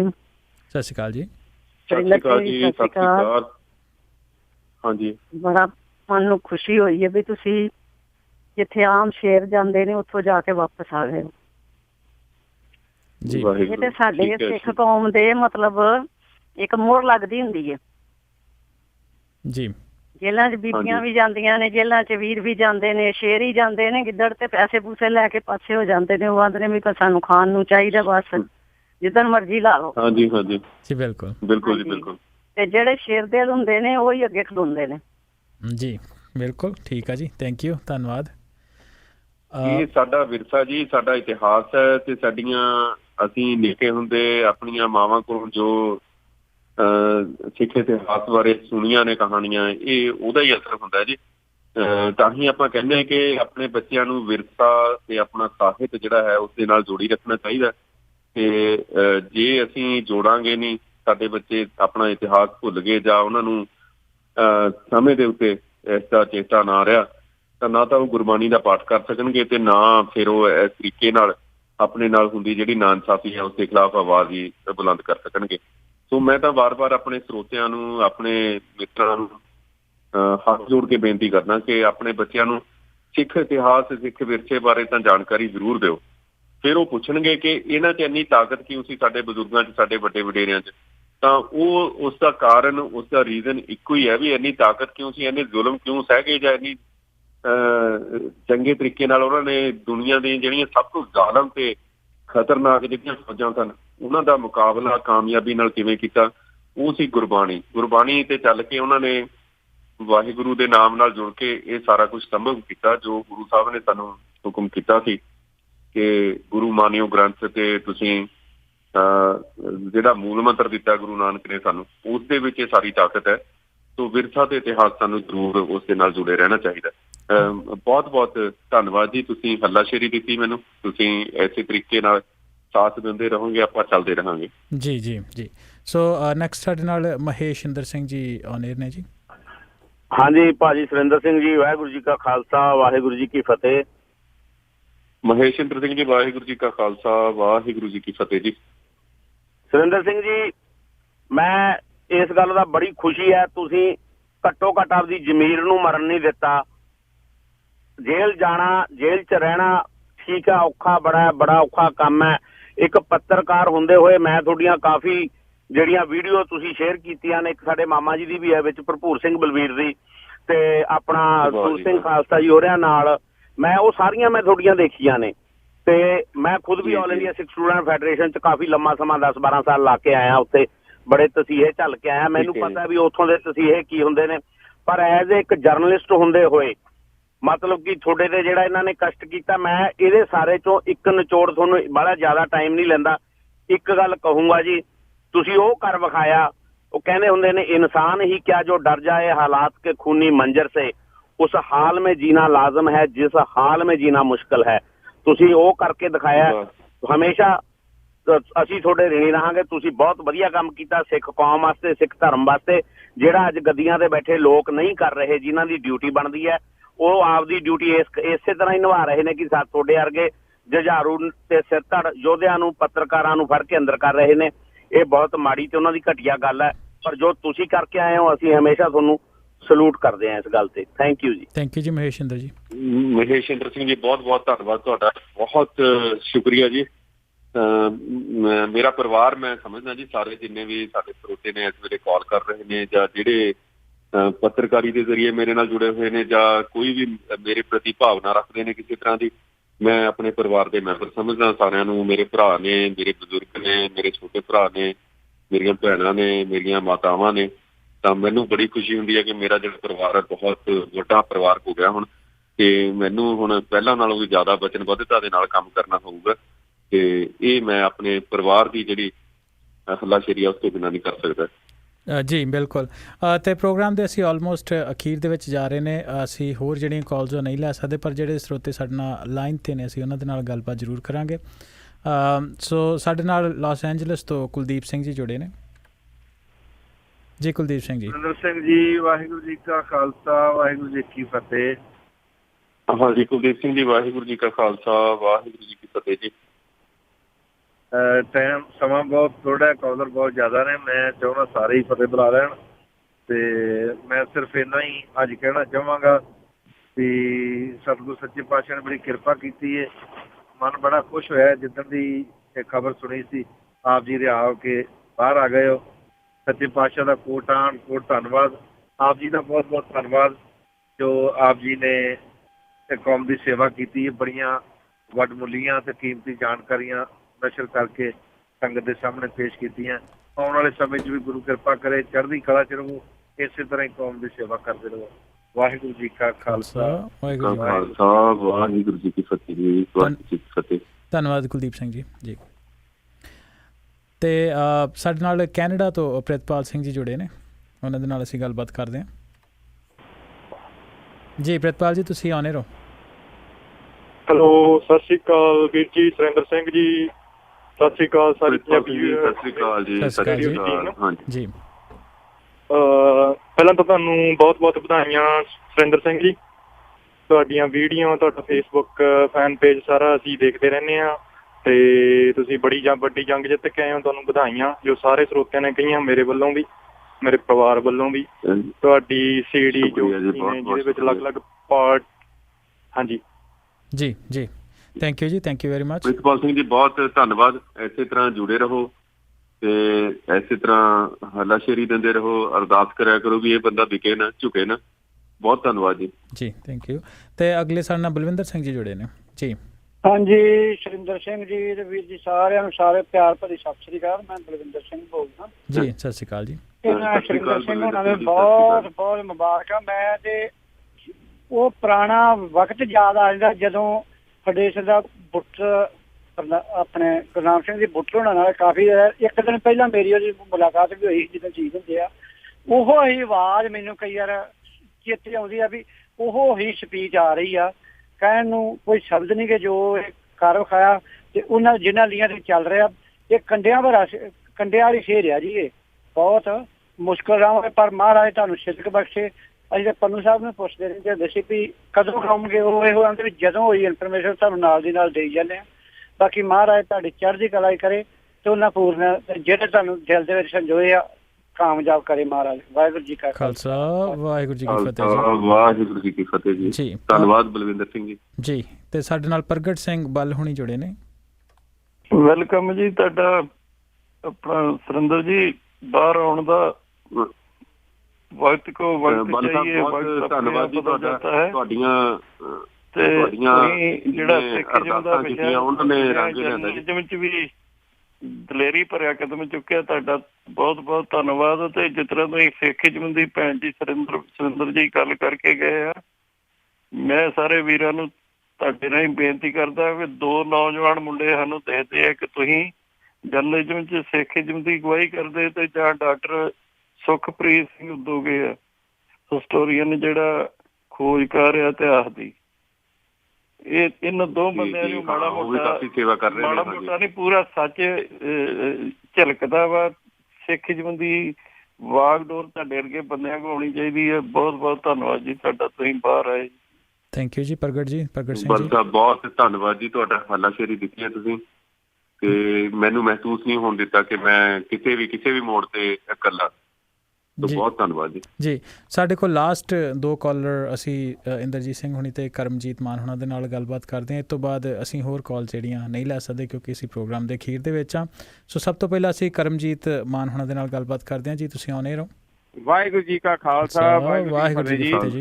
ਵਾਹਿਗੁਰੂ ਜੀ ਕੀ ਫਤਿਹ। ਕਰਮਜੀਤ ਸਿੰਘ ਜੀ, ਗੁਰਫਤਿਹ ਜੀ। ਆਪ ਨੂੰ ਜੀ ਬਹੁਤ ਬਹੁਤ ਵਧਾਈਆਂ। ਜਿਸ ਵੇਲੇ ਮਹਾਰਾਜ ਤੁਹਾਡੀਆਂ ਅਸੀਂ ਗੱਲਾਂ ਬਾਤਾਂ ਜਿੰਨੀ ਵਾਰੀ ਸੁਣੀਆਂ ਟੈਲੀਵਿਜ਼ਨ ਤੇ ਔਰ ਵੀਡੀਓ ਟੇਪਾਂ ਦੇ ਵਿੱਚ ਸੁਣੀਆਂ, ਜਿੱਦਾਂ ਮੋਤੀ ਫਰੋਜ਼ਨੇ ਆ, ਇੱਕ ਧਾਗਾ ਪਾਇਆ ਨਾਲ ਦੀ ਨਾਲ ਚੱਲੀ ਜਾਂਦਾ ਹੈ ਤੇ ਖੱਬਿਓਂ ਤੇ ਸੱਜਿਓਂ ਦੂਰ ਤੋਂ ਨੇੜਿਓਂ ਗੱਲ ਨੂੰ ਲਾਉਣਾ।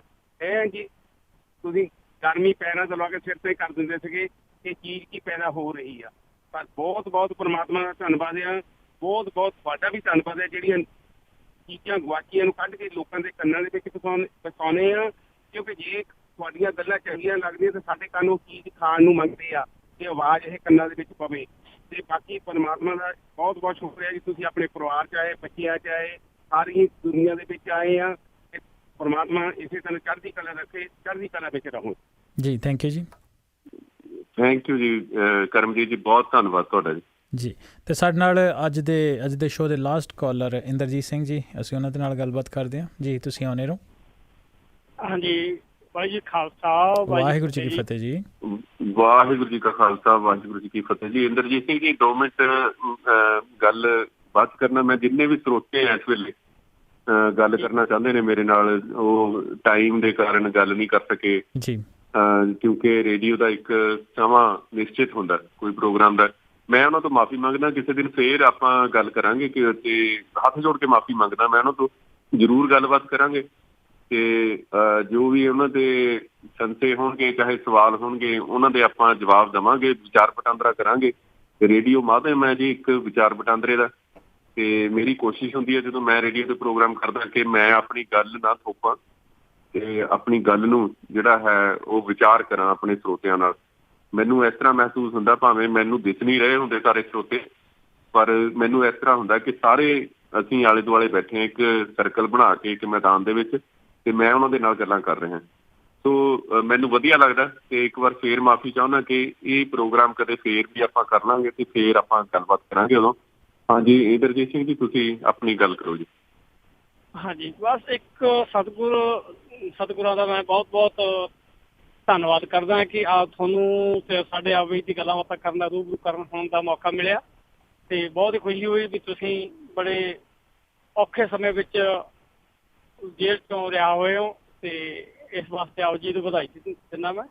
ਤੇ ਇੱਕ ਛੋਟੀ ਜਿਹੀ ਬੇਨਤੀ ਹੈ ਕਿ ਇੱਕ ਜੋਗਾ ਸਿੰਘ ਜੀ ਹੈਗੇ, ਪਿੱਛੇ ਜੇ ਉਹਨਾਂ ਨੂੰ ਵਿਚਾਰਿਆਂ ਦਾ ਐਕਸੀਡੈਂਟ ਹੋ ਗਿਆ ਸੀਗਾ, ਤੇ ਅਸੀਂ ਉਹਨਾਂ ਨੂੰ ਚਾਹੁੰਦੇ ਹਾਂ ਕਿ ਤੁਸੀਂ ਉਹਨਾਂ ਦੀ ਪੈਰਵਾਈ ਕਰਕੇ ਤੇ ਉਹਨਾਂ ਨੂੰ ਵੀ ਥੋੜਾ ਵੀ ਜਿੰਨਾ ਕੁ ਹੋ ਸਕਦਾ ਵੀ ਹੁਣ ਚੱਲ ਰਿਹਾ। ਵੈਸੇ ਤਾਂ ਉਹ ਵੈਂਟੀਲੇਟਰ ਤੇ ਹੈਗੇ ਮੇਰੇ ਖਿਆਲ ਵਿੱਚ ਉੱਥੇ ਇੰਡੀਆ ਜੀ। ਜੀ ਜੀ, ਹਾਂਜੀ ਹਾਂਜੀ। ਤੇ ਵੀ ਉਹਨਾਂ ਦੀ ਤੁਸੀਂ ਅਗਵਾਈ ਕਰੋ, ਮੈਂ ਤੁਹਾਨੂੰ ਇਹ ਬੇਨਤੀ ਕਰਦਾ ਜੀ। ਧੰਨਵਾਦ ਇੰਦਰਜੀਤ ਸਿੰਘ ਜੀ। ਬਹੁਤ ਧੰਨਵਾਦ ਜੀ ਇੰਦਰਜੀਤ ਸਿੰਘ ਜੀ। ਮੈਂ ਕੋਸ਼ਿਸ਼ ਕਰਾਂਗਾ ਜੀ, ਕਿਉਂਕਿ ਹਰ ਸਿੱਖ ਜਿਹੜਾ ਗੁਰੂ ਦਾ ਪਿਆਰਾ, ਤੇ ਉਹ ਅਸੀਂ ਉਹਨੂੰ ਗੱਲ ਦੇ ਨਾਲ ਲਾਈਏ ਤੇ ਉਹਨੂੰ ਕੋਈ ਮੁਸੀਬਤ ਨਾ ਆਵੇ, ਉਹਨੂੰ ਕੋਈ ਸਮੱਸਿਆ ਦਾ ਸਾਹਮਣਾ ਨਾ ਕਰਨਾ ਪਏ। ਕੋਈ ਨਹੀਂ, ਤੁਸੀਂ ਬੇਫਿਕਰ ਰਹੋ, ਆਪਾਂ ਕੋਸ਼ਿਸ਼ ਕਰਾਂਗੇ। ਕਿਉਂਕਿ ਮੈਂ ਹਾਲੇ ਚੰਗੀ ਤਰ੍ਹਾਂ ਫਿੱਟ ਨਹੀਂ ਹੋਇਆ, ਵਾਇਰਲ ਹੋ ਗਿਆ ਸੀ ਤੇ ਮੈਨੂੰ ਥੋੜੀ ਰੈਸਟ ਦੀ ਲੋੜ ਹੈ, ਤੇ ਉਸ ਤੋਂ ਬਾਅਦ ਆਪਾਂ ਕੋਈ ਨਾ ਕੋਈ ਇਸ ਤਰ੍ਹਾਂ ਦਾ ਕਾਰਜ ਕਰਾਂਗੇ। ਬਹੁਤ ਧੰਨਵਾਦ ਇੰਦਰਜੀਤ ਸਿੰਘ ਜੀ। ਜੀ ਸੁਰਿੰਦਰ ਸਿੰਘ ਜੀ।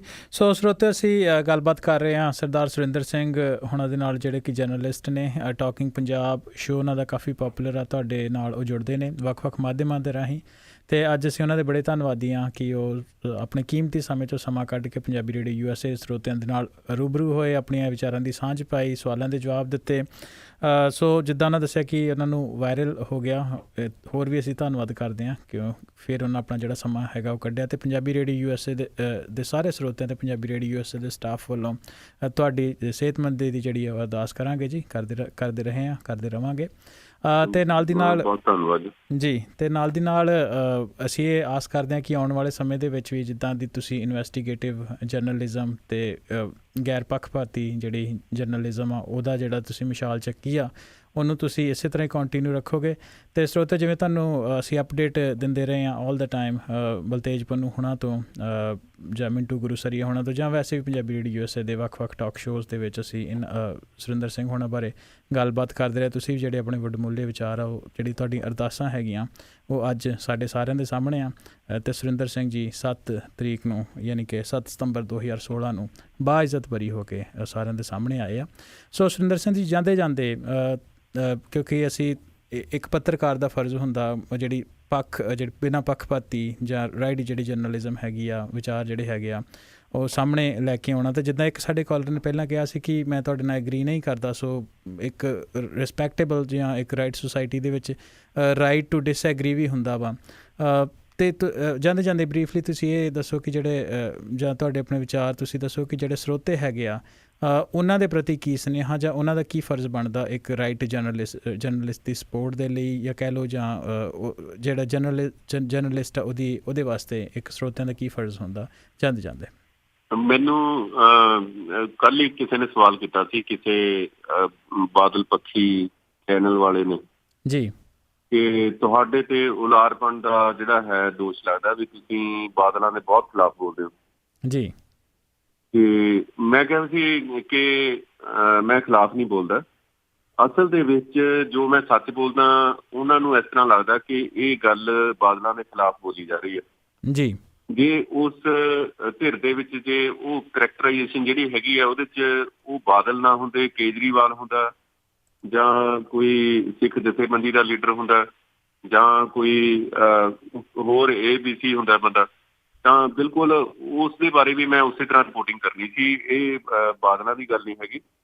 ਸੋ ਇੱਕ ਉਹਨਾਂ ਨੇ ਗੱਲ ਅੱਜ ਮੇਰੇ ਵੀਰ ਨੇ ਕਹੀ ਕਿ ਐਗਰੀ ਨਹੀਂ ਕਰਦਾ, ਤੇ ਉਹ ਇੱਕ ਦਿੱਲੀ 'ਚ ਮੈਂ ਕੰਮ ਕੀਤਾ ਬਹੁਤ ਜਰਨਲਿਜ਼ਮ ਦੇ ਵਿੱਚ ਜੀ, ਤਾਂ ਉੱਥੇ ਜਿਹੜਾ ਨੈਸ਼ਨਲ ਮੀਡੀਆ ਉਹ ਹੋਰ ਤਰ੍ਹਾਂ ਵਿਹਾਰ ਕਰਦਾ, ਬਿਲਕੁਲ ਡਿਫਰੈਂਟ। ਜਿਵੇਂ ਹੁਣ ਕਸ਼ਮੀਰ ਦੇ ਵਿੱਚ ਦਮਨ ਦੀ ਨੀਤੀ ਚੱਲ ਰਹੀ ਹੈ, ਦਬਾਅ ਦੀ ਨੀਤੀ ਚੱਲ ਰਹੀ ਹੈ ਜੀ, ਤਾਂ ਉਹ ਕਸ਼ਮੀਰ ਬਾਰੇ ਜਿਹੜਾ ਨੈਸ਼ਨਲ ਮੀਡੀਆ ਹੋਰ ਤਰ੍ਹਾਂ ਦੇ ਵਿਚਾਰ ਰੱਖਦਾ ਹੈ, ਬਿਲਕੁਲ ਡਿਫਰੈਂਟ ਨੇ।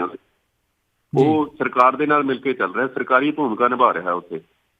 ਤੇ ਇਸੇ ਤਰੀਕੇ ਨਾਲ ਸਿੱਖਾਂ ਦੇ ਨਾਲ ਜੋ ਹੋਇਆ ਜਾਂ ਪੰਜਾਬ ਦੇ ਵਿੱਚ ਜੋ ਹੋਇਆ, ਉਸ ਬਾਰੇ ਨੈਸ਼ਨਲ ਮੀਡੀਆ ਬਿਲਕੁਲ ਉਸੇ ਨੀਤੀ ਤੇ ਇੱਕ ਸਰਕਾਰੀ ਧਿਰ ਬਣ ਕੇ ਕੰਮ ਕਰਦਾ।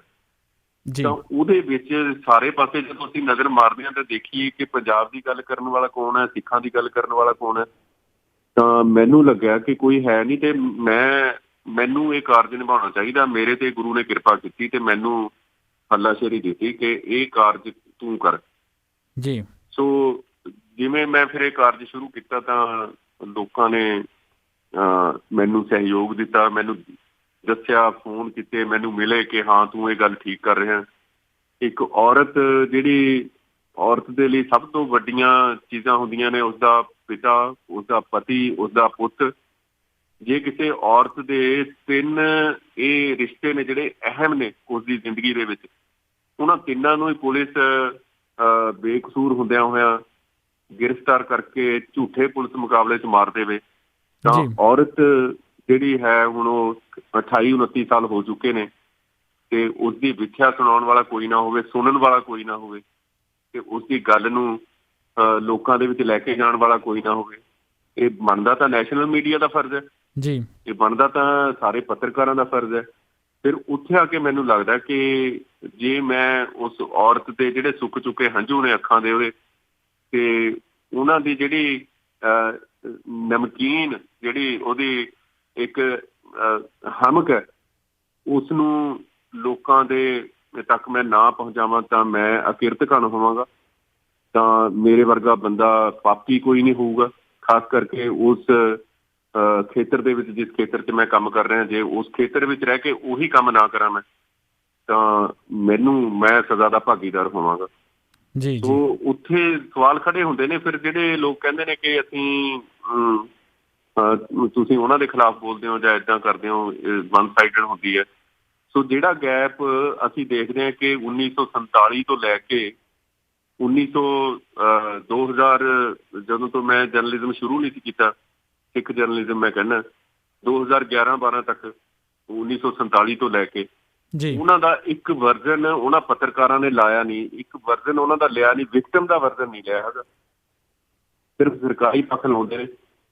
ਸੋ ਜੇ ਮੈਂ ਹੁਣ ਉਹਨਾਂ ਦਾ ਜਿਹੜਾ ਗੈਪ ਸੀ ਵਿੱਚੋਂ ਉਹਨੂੰ ਪੂਰਾ ਕਰਨ ਦੀ ਕੋਸ਼ਿਸ਼ ਕਰ ਰਹੇ ਹਾਂ, ਤਾਂ ਉਹਨੂੰ ਵਨ ਸਾਈਡਡ ਪੱਤਰਕਾਰੀ ਕਹਿਣਾ, ਮੈਂ ਕਹਿੰਦਾ ਕਿ ਉਹਨਾਂ ਦੀ ਸੋਚ ਇੰਨੀ ਕੁ ਹੋਊਗੀ, ਉਹਨਾਂ ਨੂੰ ਹੋਰ ਆਪਣਾ ਜਿਹੜਾ ਸੋਚ ਦਾ ਦਾਇਰਾ ਉਸਨੂੰ ਵਿਸ਼ਾਲ ਕਰਨਾ ਚਾਹੀਦਾ, ਵੱਡਾ ਕਰਨਾ ਚਾਹੀਦਾ ਕਿ ਉਹ ਜਿਹੜੀਆਂ ਤੰਦਾਂ ਛੁੱਟ ਚੁੱਕੀਆਂ ਸੀ ਜਾਂ ਜਾਣਬੁੱਝ ਕੇ ਛੱਡੀਆਂ ਸੀ ਉਸ ਵੇਲੇ ਮੀਡੀਆ ਨੇ ਜੀ, ਉਹਨਾਂ ਨੂੰ ਮੈਂ ਜੋੜਨ ਦੀ ਕੋਸ਼ਿਸ਼ ਕਰ ਰਿਹਾ ਕਿ ਉਹ ਖੱਪਾ ਜਿਹੜਾ ਉਹਨੂੰ ਪੂਰਨ ਦੀ ਕੋਸ਼ਿਸ਼ ਕਰ ਰਿਹਾ। ਤਾਂ ਮੈਨੂੰ ਨਹੀਂ ਲੱਗਦਾ ਕਿ ਮਤਲਬ ਇਹਦੇ 'ਚ ਕੋਈ ਉਲਾਰ ਹੈ ਜਾਂ ਵਨ ਸਾਈਡਡਨੈਸ ਹੈ ਜਾਂ ਮੈਂ ਕਿਸੇ ਦੇ ਖਿਲਾਫ ਬੋਲਦਾ। ਖਿਲਾਫ ਤਾਂ ਜੇ ਕੋਈ ਵਧੀਕੀ ਕਰੇਗਾ, ਜੇ ਕਸ਼ਮੀਰ 'ਚ ਵੀ ਵਧੀਕੀਆਂ ਕਰਦੇ ਨੇ ਤਾਂ ਵੀ ਮੈਂ ਉਸ ਦਾ ਵੀ ਦਰਦ ਹੈ, ਮੈਨੂੰ ਹੋਣਾ ਚਾਹੀਦਾ ਇੱਕ ਹਿਊਮਨ ਬੀਇੰਗ ਦੇ ਤੌਰ ਦੇ ਉੱਤੇ ਜੀ ਕਿ ਉੱਥੇ ਬਹੁਤ ਜ਼ੁਲਮ ਹੋ ਰਹੇ ਨੇ, ਔਰਤਾਂ ਨਾਲ ਜ਼ੁਲਮ ਹੋ ਰਹੇ ਨੇ, ਕੁੜੀਆਂ ਨਾਲ ਜ਼ੁਲਮ ਹੋ ਰਹੇ ਨੇ ਉੱਥੇ, ਉਹਨਾਂ ਦੀਆਂ ਖਬਰਾਂ ਨਹੀਂ ਆ ਰਹੀਆਂ ਸਾਡੇ ਤੱਕ ਜੀ। ਇਸੇ ਤਰ੍ਹਾਂ ਪੰਜਾਬ 'ਚ ਹੋਇਆ ਸੀ ਤੇ ਉਹਨਾਂ ਦੀਆਂ ਖਬਰਾਂ ਆਈਆਂ ਨਹੀਂ ਸਾਡੇ ਤੱਕ। ਉਹ ਮੇਰੀ ਕੋਸ਼ਿਸ਼ ਹੁੰਦੀ ਹੈ ਵੀ ਉਹ ਚੀਜ਼ਾਂ ਕੱਢ ਕੇ ਲੈ ਕੇ ਆਵਾਂ, ਉਹ ਦੱਸਾਂ ਕਿ ਇਹ ਹੋਇਆ ਸੀ। ਜੀ, ਸਰਕਾਰ ਨੂੰ ਸੌਰੀ ਫੀਲ ਕਰਨ ਦੀ ਥਾਂ ਤੇ ਜਾਂ ਉਹਨਾਂ ਨੂੰ ਰਿਹੈਬਿਲੀਟੇਟ ਕਰਨ ਦੀ ਥਾਂ ਤੇ ਜਾਂ ਉਹਨਾਂ ਨੂੰ ਕੰਪਨਸੇਟ ਕਰਨ ਦੀ ਥਾਂ ਦੇ ਉੱਤੇ ਜੇ ਉਹਦੇ ਬਾਰੇ ਕੋਈ ਗੱਲ ਕਰਦਾ ਤਾਂ ਉਸੇ ਨੂੰ ਤੁਸੀਂ ਦਬਾ ਦਿਓ, ਇਹ ਤਾਂ ਫਿਰ ਹੋਰ ਜ਼ੁਲਮ ਤੇ ਜ਼ੁਲਮ ਹੋ ਗਿਆ ਨਾ ਜੀ। ਬਿਲਕੁਲ। ਸੋ ਬਹੁਤ ਤੁਹਾਡਾ ਧੰਨਵਾਦ, ਤੁਸੀਂ ਸਮਾਂ ਦਿੱਤਾ, ਸਰੋਤਿਆਂ ਦੇ ਸਨਮੁਖ ਆਵਾਜ਼ ਦੇ ਜ਼ਰੀਏ ਮੈਨੂੰ ਲੈ ਕੇ ਆਂਦਾ ਜੀ। ਤੁਹਾਡਾ ਵੀ ਸਾਰਿਆਂ ਦਾ ਬਹੁਤ ਧੰਨਵਾਦ, ਇੰਨਾ ਉਹ ਪਿਆਰ ਦਿੰਦੇ ਨੇ ਮੈਨੂੰ, ਮੈਂ ਛੋਟਾ ਉਹਨਾਂ ਤੋਂ ਤੇ ਬਹੁਤ ਵਧੀਆ ਨੇ ਸਾਰੇ ਮੇਰੇ ਪਰਿਵਾਰਕ ਮੈਂਬਰ ਨੇ ਤੇ ਮੇਰੀ ਕੋਸ਼ਿਸ਼ ਹੋਏਗੀ ਕਿ ਆਪਣੇ ਲੋਕਾਂ ਦੀ ਮੈਂ ਆਵਾਜ਼ ਬਣ ਕੇ ਕੰਮ ਕਰਦਾ ਰਹਾਂ। ਜੀ ਜੀ, ਬਹੁਤ ਬਹੁਤ ਧੰਨਵਾਦ ਜੀ, ਬਹੁਤ ਬਹੁਤ ਧੰਨਵਾਦ ਜੀ ਸੁਰਿੰਦਰ ਸਿੰਘ ਜੀ ਤੁਹਾਡਾ ਵੀ। ਤੁਸੀਂ ਆਪਣੇ ਕੀਮਤੀ ਸਮੇਂ 'ਚੋਂ ਸਮਾਂ ਕੱਢ ਕੇ ਪੰਜਾਬੀ ਰੇਡੀਓ USA ਦੇ ਸਰੋਤਿਆਂ ਦੇ ਨਾਲ ਰੂਬਰੂ ਹੋਏ, ਆਪਣੇ ਵਿਚਾਰਾਂ ਦੀ ਸਾਂਝ ਪਾਈ ਤੇ ਆਸ ਕਰਦੇ ਹਾਂ ਕਿ ਆਉਣ ਵਾਲੇ ਸਮੇਂ ਦੇ ਵਿੱਚ ਵੀ ਤੁਸੀਂ ਜਿਹੜੀ ਸਾਂਝ ਇਸੇ ਤਰ੍ਹਾਂ ਬਣਾਈ ਰੱਖੋਗੇ ਤੇ ਪੰਜਾਬੀ ਰੇਡੀਓ USA ਦੇ ਸਰੋਤਿਆਂ ਦੇ ਨਾਲ ਰੂਬਰੂ ਹੋਵੋਗੇ ਆਉਣ ਵਾਲੇ ਸਮੇਂ ਦੇ ਵਿੱਚ। ਤੇ ਸਰੋਤਿਓ, ਐਜ਼ ਅ ਰੇਡੀਓ ਹੋਸਟ ਮੈਂ ਵੀ ਇੱਕ ਵਾਰ ਮਾਫੀ ਮੰਗਦਾ ਕਿ ਬਹੁਤ ਸਾਰੇ ਜਿਹੜੇ ਸਾਡੇ ਕਾਲਰ ਹੈਗੇ ਸੀ, ਸਰੋਤੇ ਹੈਗੇ ਸੀ ਜਿਹੜੇ ਅੱਜ ਦੇ ਸ਼ੋਅ ਦੇ ਵਿੱਚ ਹਿੱਸਾ ਲੈਣਾ ਚਾਹੁੰਦੇ ਸੀ, ਸਮੇਂ ਦੀ ਘਾਟ ਹੋਣ ਕਾਰਨ ਉਹਨਾਂ ਦੀ ਜਿਹੜੀ ਕਾਲਸ ਉਹ ਨਹੀਂ ਲੈ ਸਕਿਆ। ਆਉਣ ਵਾਲੇ ਸਮੇਂ ਦੇ ਵਿੱਚ ਅਸੀਂ ਇਹ ਜਿਹੜੀ ਗੱਲਾਂ ਬਾਤਾਂ ਦਾ ਸਿਲਸਿਲਾ ਇਸੇ ਤਰ੍ਹਾਂ ਜਾਰੀ ਰੱਖਾਂਗੇ ਤੇ ਅਸੀਂ ਫਿਰ ਤੋਂ ਇੱਕ ਵਾਰੀ ਜੁੜਾਂਗੇ। ਸਾਰਿਆਂ ਨੂੰ ਪਿਆਰ ਭਰੀ ਨਿੱਘੀ ਸਤਿ ਸ਼੍ਰੀ ਅਕਾਲ, ਜਿਉਂਦੇ ਵਾਸਤੇ ਰਹੋ। ਤੇ ਸੁਰਿੰਦਰ ਸਿੰਘ ਜੀ ਤੁਹਾਨੂੰ ਵੀ ਪਿਆਰ ਭਰੀ ਨਿੱਘੀ ਸਤਿ ਸ਼੍ਰੀ ਅਕਾਲ ਜੀ। ਸਤਿ ਸ਼੍ਰੀ ਅਕਾਲ ਜੀ। ਸਤਿ ਸ਼੍ਰੀ ਅਕਾਲ। ਤੇ ਸੁਣਦੇ ਰਹੋ ਜੀ ਪੰਜਾਬੀ ਰੇਡੀਓ USA।